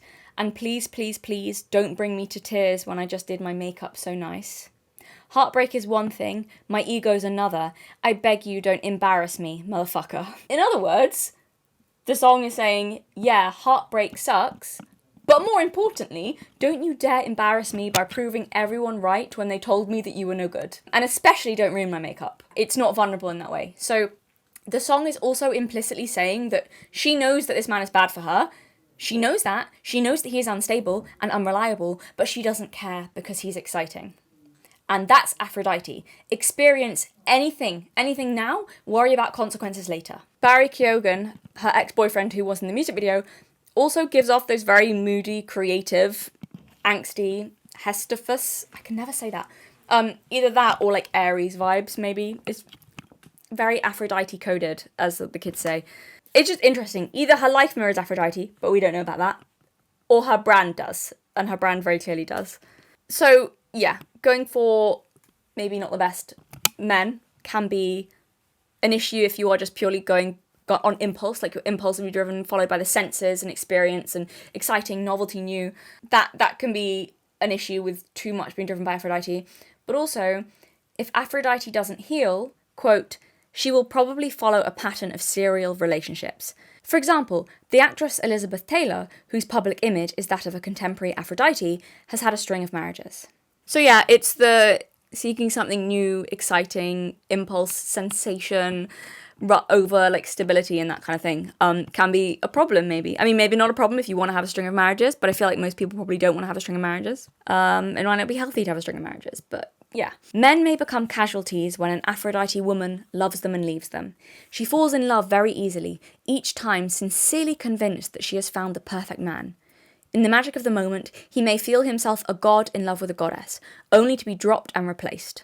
An Aphrodite woman may go through a series of intense love affairs, swept up each time by the magic, or archetypal experience, of being in love. To end this pattern, she must learn to love someone, warts and all, someone who is an imperfect human rather than a god. So I think, again, like Samantha from Sex and the City can leave a destruction in her wake in terms of how she treats men and is with men, and passionately involved with them to the point, like, this man believes that, oh my god, I adore this woman, I'm going to leave my wife for her. Like, the man believes that their connection is so intense and passionate, and Samantha is so interested in him and makes him feel so amazing that he thinks she must feel the same way. So he leaves his wife, and then you get that very funny clip where then he rings her. Hello. It's over. I told my wife. Who is this? It is a very funny clip. Obviously bad if it happened in real life, but it's very funny. But that demonstrates she's over him now. She's moved on. It's like, yeah, you were fascinating and wonderful and amazing in the moment, but like, not long term. I'm gonna go off with this man now because I want to have another magical, exciting early stages of relationship phase again. So The Love Witch, which I believe was a 2016 movie inspired by 60s and 70s films, which you would not believe it was made in 2016. I watched it and it feels like it was made in that era. It's crazy. And I love this film, The Love Witch. I love it. It's weird. It's really weird. But there's something so delicious about watching it. The visuals, the style, it's great. I love it. Even though I know, like, it's a weird kind of meandering plot. If you're wanting something like thrilling, it's not that. But I actually love it. Like, I don't know. It's just so delicious to watch. Yeah.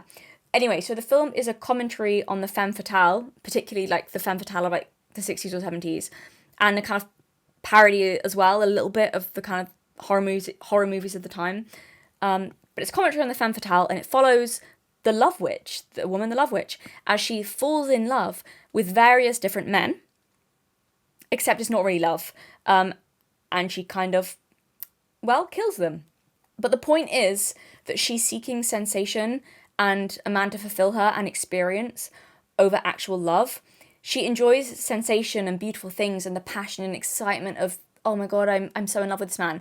But she's not actually in love with any of them, and she sees them as perfect. She's still quite beholden to men as well, and she's caught in a painful pattern, and yeah. But that pattern, it shows that she's caught in that archetypal Aphrodite pattern. That's a very extreme negative version, but it's very harmful to her and people around her.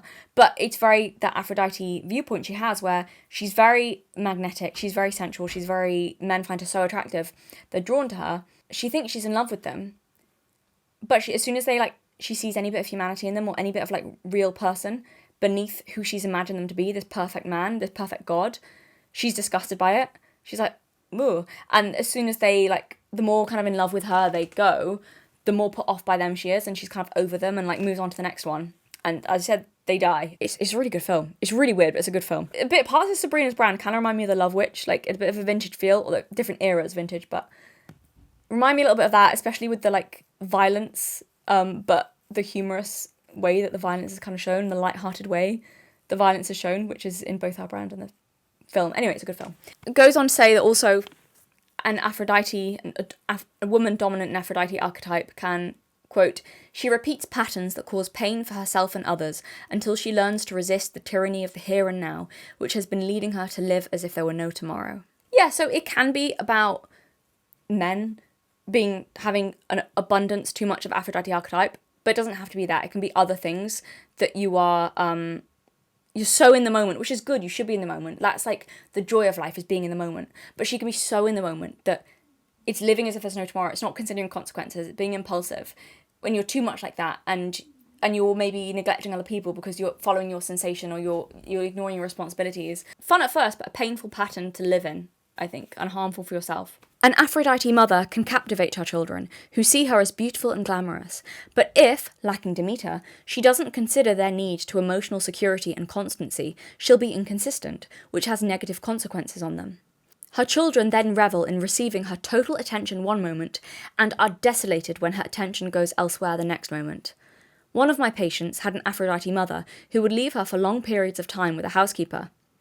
She described the homecomings that were so special. Mother would swoop into the house, her arms outstretched to greet me. I felt as if I were the most important person in the world. Her mother brought sunshine with her. It was as if a goddess had returned. It didn't matter that she resented her mother's absence and even greeted news of her return with sullenness. All was forgiven as soon as she basked in her mother's charismatic Aphrodite glow.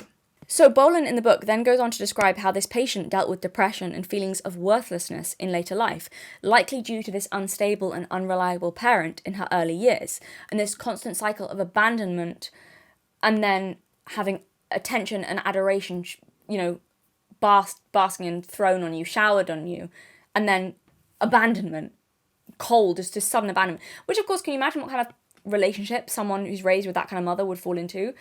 You get complete adoration and attention one moment and then abandonment the next. You're going to fall into, probably find people that are not good for you and are going to have that really manipulative push-pull, terrible, because that's what you're going to recognise as love. That can be the problems if, as a parent, as a mother, too beholden to the Aphrodite archetype of impulsivity and neglecting your responsibilities and stability and that underlying emotional stability, neglecting that in favour of thrill-seeking and next fun thing, rather than no, this deep love that you always have for your child and be there for them, you can't just be interested in your child when they are interesting to you, which can obviously be a problem. So now this description is somewhat like Vienne in Chocolat. Different because Vienne never abandons or ignores her daughter like this. She never does that. She's not as bad a mother as that. But she does have a constant need for travel and change and new experiences. And this is the biggest source of conflict in the film between mother and child. Her daughter hates moving and yearns for the security of a permanent home. She likes her mother's latest boyfriend. She becomes close with Josephine, who is like a second mother to her. But her mother still wants to move on and abandon these connections in favour of new people, just as her daughter has formed those meaningful connections with people she loves and who make her feel stable and like she belongs. She's finally kind of put down roots and have a home, and then her mother wants something exciting again, and she's like, no. So I do not think Vienne is a bad mother, to be clear. She's not a bad mother, but she is a flawed one. And in order to develop herself and also become a better parent, by the end of the movie, she must learn to balance that exciting, magical Aphrodite energy with more stable archetypes like Demeter the mother. So in the past, Vienne, in the way of Aphrodite, would only stick around a place long enough for the moment of change, or symbolic birth process, only stay around long enough to free people and start healing them, but she would never stick around long enough to nurture whatever it was that she had birthed and created.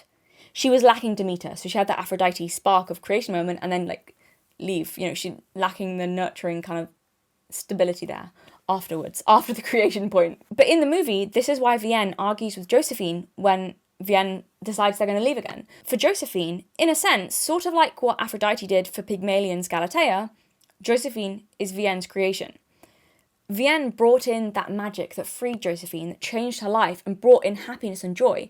And just as she's given her all of these things and Josephine thought she'd finally found a family and is flourishing, suddenly she hears that she's going to be abandoned, feels that she's going to be abandoned by this woman who kind of created her. Because Vienne kind of created her in that sense, pulled her out of her shell, drew her in and gave her an amazing life, magically transformed their town, only to leave when Josephine, or talk about leaving, when Josephine was still unsteady in her new self, and take all the magic with her, is how Josephine sees it. And she's not wrong, really, in a way. Vienne's greatest power, her ability to transform the mundane into the magical, to bring excitement to people's lives, was also her greatest weakness when it was unbalanced and all she sought were new experiences without commitment or reliability.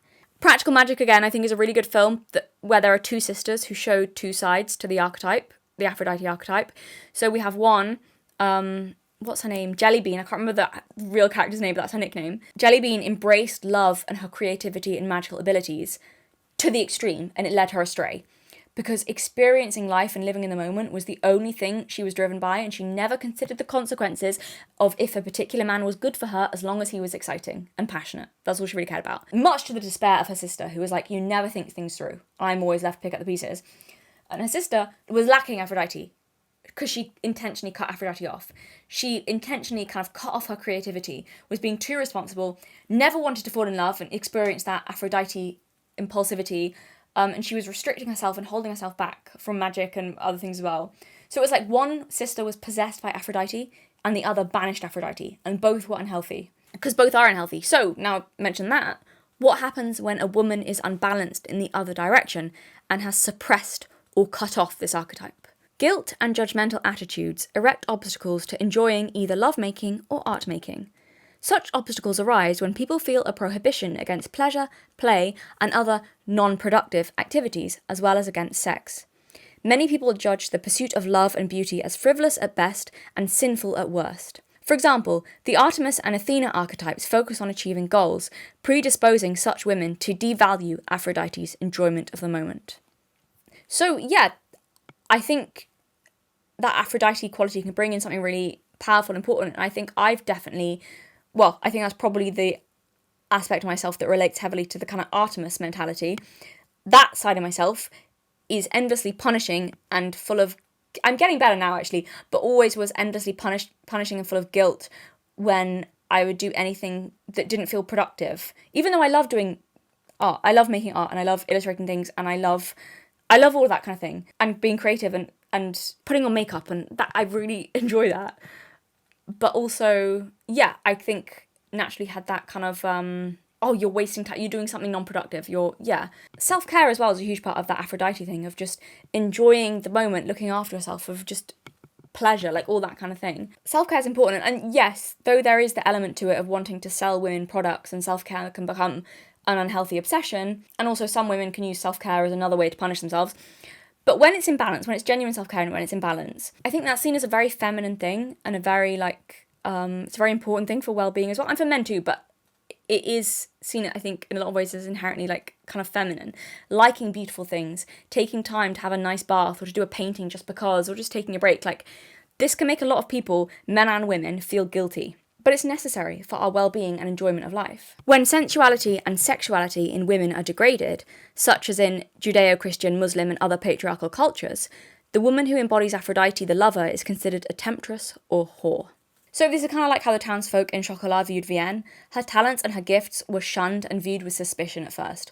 All they saw was a dirty sinner rather than her unrestricted love of life. So I think it's really interesting that cultures or situations that cut off Aphrodite do seem very, very restrictive and joyless and lacking passion and beauty. So you have the town in Chocolat, the Von Trapp's life, you know, how their life was before Maria came along. And there's also extremely religious communities where women are controlled for fear that otherwise their sexuality might roam free and explode the world or something. Yeah, but they're often present as very restrictive and joyless when you have that really repressed element there and judgment and total rejection of Aphrodite. And I'm not saying there aren't instances where like a degree of that and of restraint is a bad thing. I'm not saying that. I think a degree of that is good, but balance is the key, as with everything. So I think one of the clearest examples I can think of such a clear rejection and hatred of Aphrodite is FGM.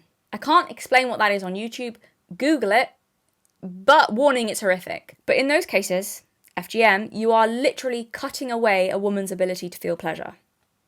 You can probably gather from how I explain that, what I'm talking about. So I cannot think of a clearer example of hating and fearing the Aphrodite archetype than preventing a woman enjoying sex by preferring that she be mutilated than just have a good time. Pain is seen as less sinful than, God forbid, your body doing what surely God formed it to do. Like, I just really don't understand that aspect to it. It sounds like a mistake to me. If he added that bit, if you need to cut it away, like, what happened to, like, God knows best, don't play God?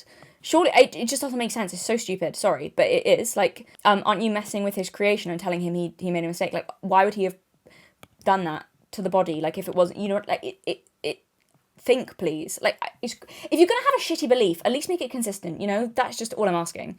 Anyway, some believe that FGM makes a woman pure because the ability to enjoy yourself is, of course, impure. Only dreadful, loose women want to enjoy themselves. And of course, that's the most extreme example of seeing any kind of enjoyment of life as sinful. Any kind of pleasure, just for the sake of it, or enjoying yourself, as sinful. So this is from a BBC article about FGM. Quote, Omnia Ibrahim, a blogger and filmmaker from Egypt, says FGM is distressing and damages women's relationships and how they feel about themselves. Quote, you are an ice cube. You don't feel, you don't love, you don't have desire, she says. Omnia says she has struggled with the psychological impact of FGM all her adult life.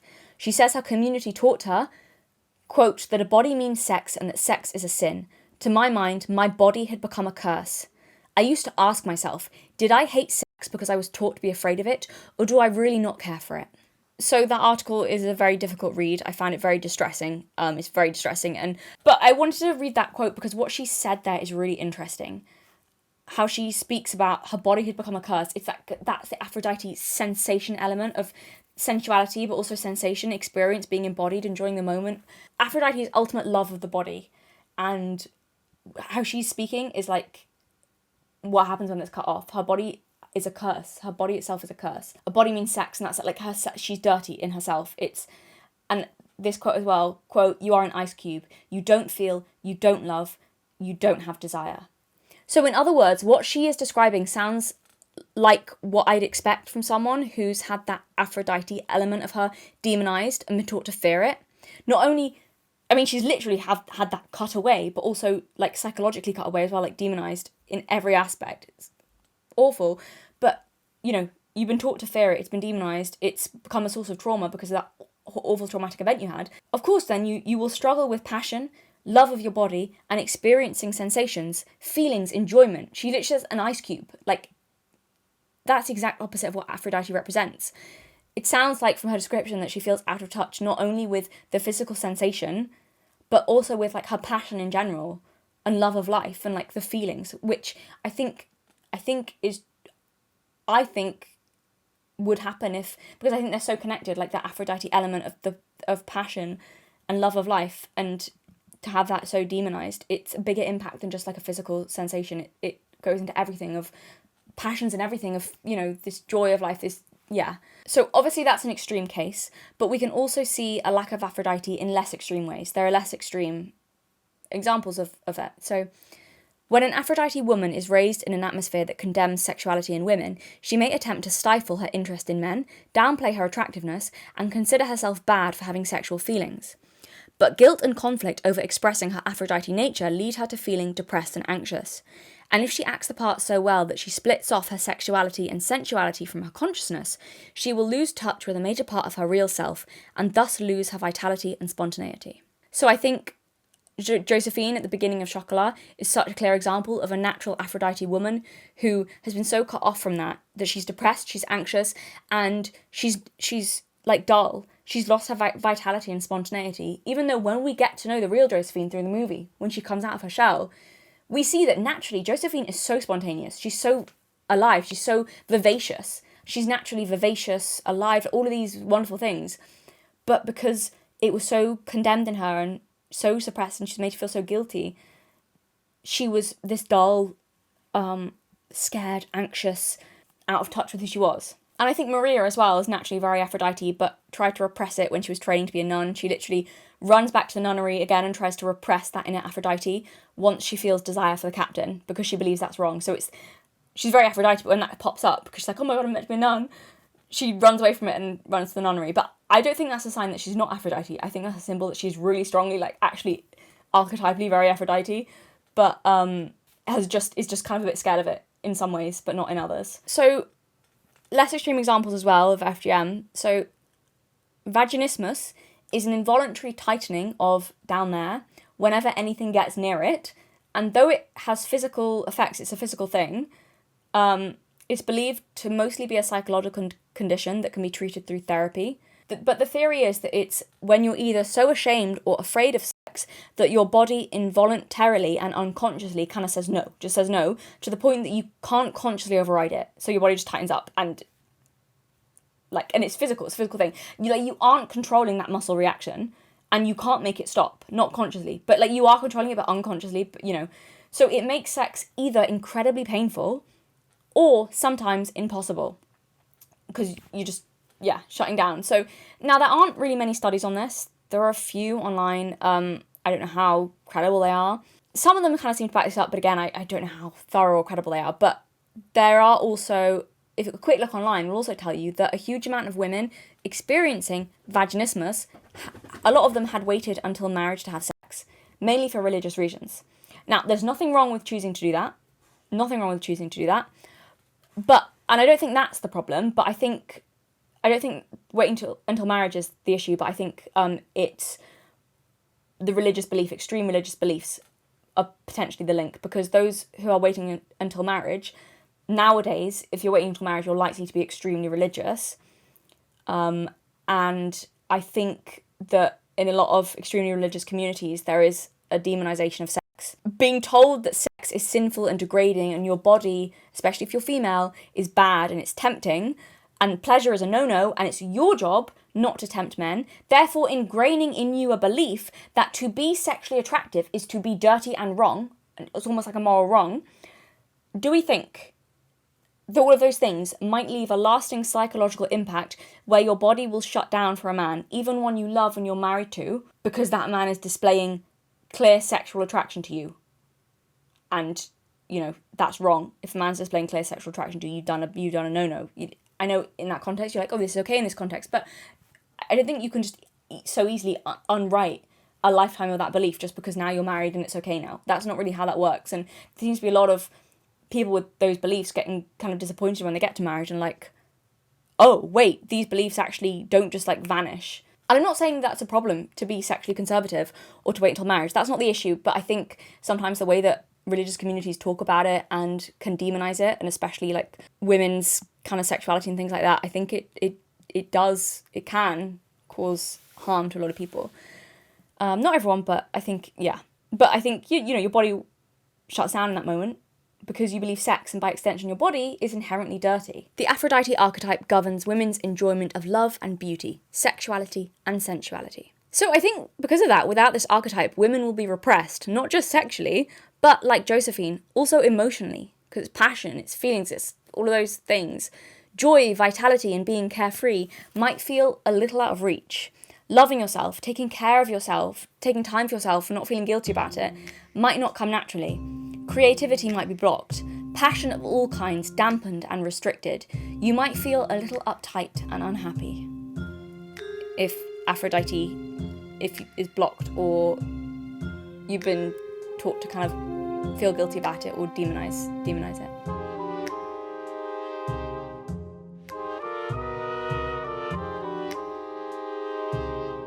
Even without vaginismus, it's common knowledge so many women can have problems being embodied, and embodied is Aphrodite's role, problems being embodied during sex, experiencing and feeling, being in the moment, getting out of your head, not worrying.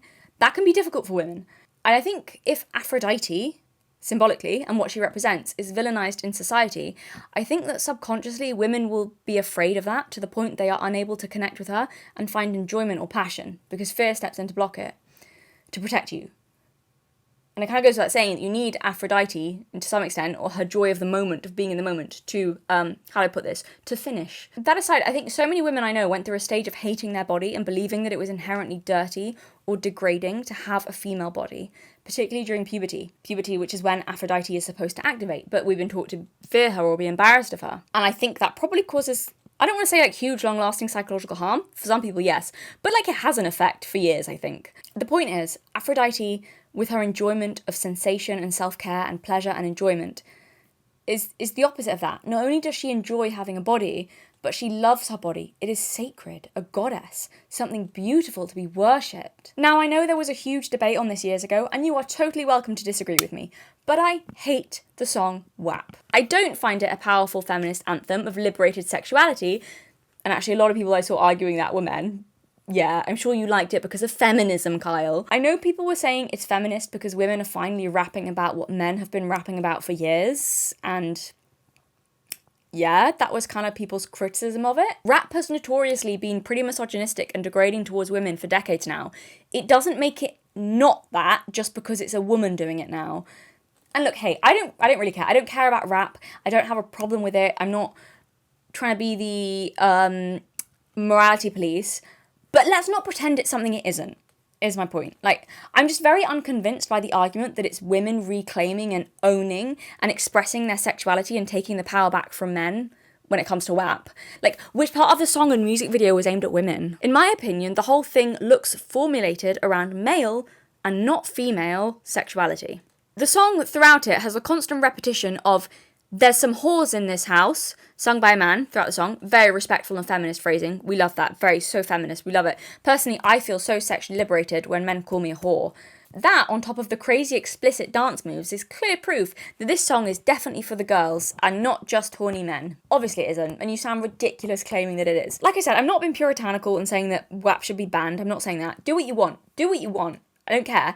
And if you're a woman and you feel empowered by WAP, and I'm sure you exist, fabulous, you're allowed to like it, but I'm also allowed to find it crass and unimaginative and think that, 1, it mainly appeals to men, and that was always the intention, and 2, that it's one of the most degrading and objectifying songs I've ever heard that, quite literally, reduces women down to a wet hole.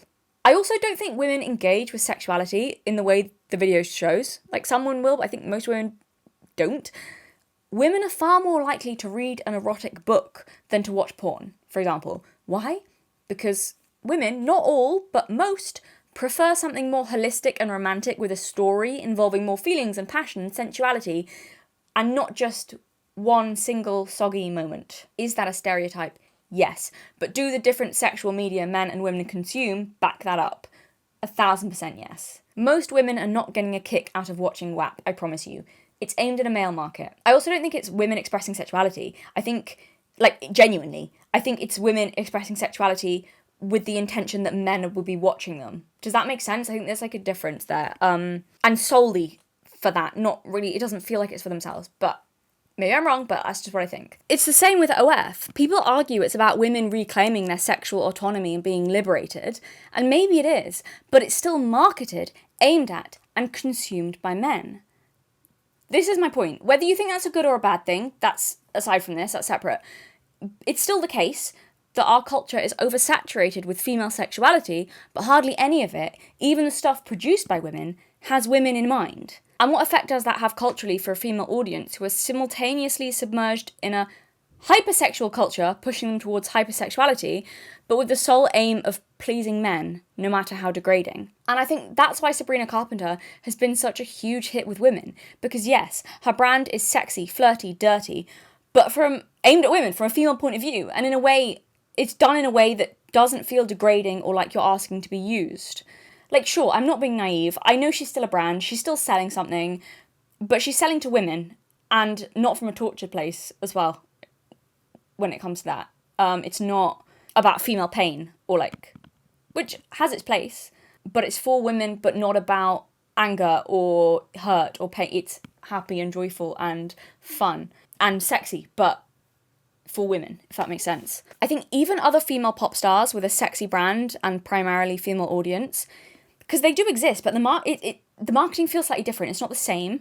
So, for example, Ariana Grande, I'd put in that category. Her older music videos, yes, they're also popular with mostly women. And yeah, a big part of her brand is like the sexy thing, but I have to really think about what it is. But hers, I think, the brand is different. It feels more sex kitten-like and centered around being sexy for men than for her own enjoyment. Like, yes, I know her main audience is still women, but it's almost like for women who want to please men.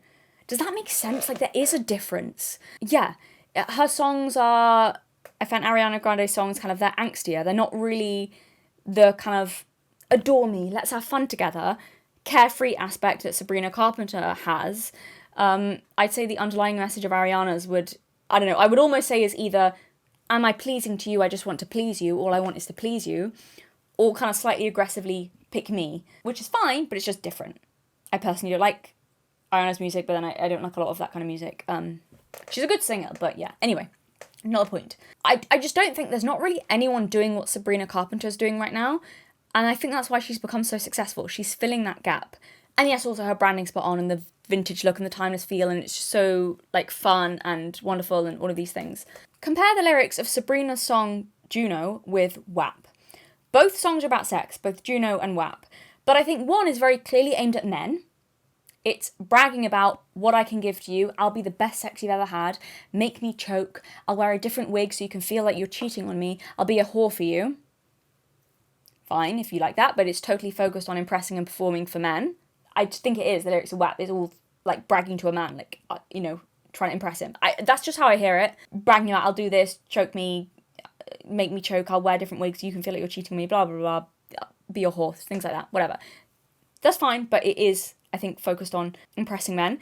Versus Sabrina's song Juno, which is still pretty raunchy. Don't get me wrong, it's still raunchy. So I don't think it's like the explicitness of WAP that people had a problem with. I think it was the way it was delivered, but anyway. It's still pretty raunchy, but in my opinion manages to avoid feeling degrading, and instead the more explicit references feel cheeky and fun rather than just plain dehumanizing. And I don't think it's just me who thinks that, because for someone whose entire brand is sexy, Sabrina Carpenter has a huge female audience. So, some of the lyrics, quote, adore me, hold me and explore me, are just some of the lyrics in Juno that stood out to me. There are a lot raunchier ones, but I think those lyrics are important because, in my opinion, like that, adore me, hold me and explore me, in my opinion, it's more focused on sex through a female lens, as kind of, it just sounds more enjoyable, like, I don't know, like she's enjoying herself more. It just seems to me more holistic, more romantic, feeling adored rather than degraded, and more about both of them and her rather than like trying to brag to a guy about look how impressive I can be, if that makes sense. It's, yeah, feeling adored rather than degraded. And it's also got the sensual and experiential Aphrodite element of enjoying it just for the sake of it, for your own sake, rather than, are you impressed by how extreme and dirty I can be? I'm a better wet hole than the others. Oh, I'm sorry, did that sound dehumanizing? That's the song though. Tell me where that's not the song. That's the song. It's I'm a better wet hole than the others. Someone's going to clip that and take that out of context. That's the song. Are you impressed by how extreme and dirty I can be? Like that. Sorry, like I'm just not hearing the feminism in it. I just call me crazy. Look, it's not about female pleasure. Hot take, WAP is not actually about female pleasure, I don't think. I don't get that from it.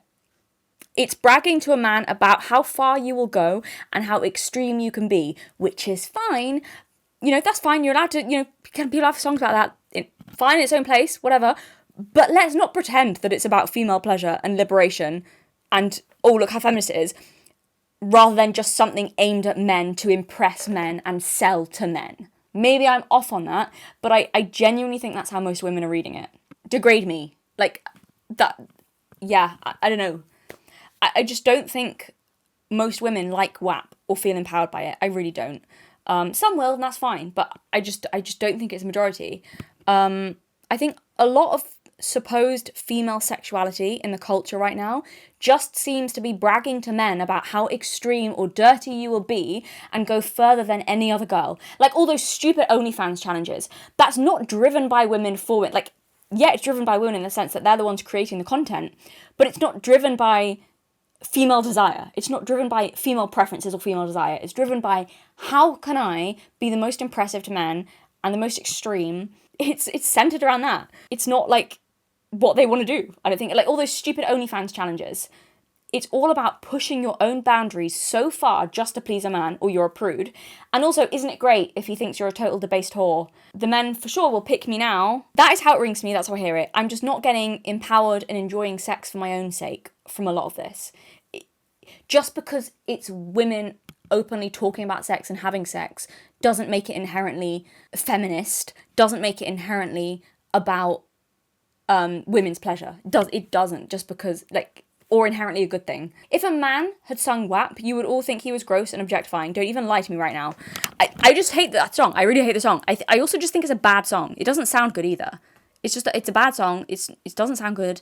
And it's just gross. I kind of listen to it like, where's the sexy part? That's why I think it's badly written, because isn't it meant to invoke feelings of like, ooh, sexy, ooh. I don't know.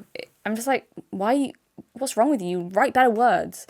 I think to contrast that, Sabrina's songs, even though they are also raunchy, they feel lighter and more like a two-way interchange involving both people having this amazing chemistry and enjoying themselves, rather than a woman desperately trying to push her own boundaries and desperately be like, am I impressive yet? Am I impressive yet? Am I impressive yet to you? Look at me. Am I impressive yet? Am I impressive yet? Maybe I'm missing the feminist part. Maybe I'm stupid. Maybe I might just be stupid. I just think there's an argument that female sexuality is either shamed and repressed at one end of society and degraded and dehumanized at the other. There seems very little space where female sexuality is neither shamed nor used, if that makes sense. And so I think most women probably don't feel very in control of their sexuality and probably feel very conflicted about it. I know I did. I think, and also, like, a lot of the women who claim to be freely expressing their sexuality, like I said, just seem honestly to be more centered around what the market wants, which is driven by male desire. The girl who needed surgery after the backdoor challenge, and yes, that's exactly what it sounds like, I highly doubt she put her body through that to the point she needed surgery because she enjoyed it. Does that sound fun? Does that sound fun to you? Does it sound fun? Anyone here, does it sound fun? Does it sound like a good time? Does that like a fun, sexy time? Fun. Yay, fun. Surgery afterwards, because fuck me. Like, how is that? How was she? Does that sound like pleasure? Is that pleasureful? I think she wasn't thinking about her pleasure. I think she was thinking about how to appeal to the market. Lily Phillips can go on as many podcasts as she likes and claim to be all about female sexual empowerment. But was the female sexual empowerment in the room when she broke down in tears after that time she was passed around 100 men in one day? Was that for you, Lily?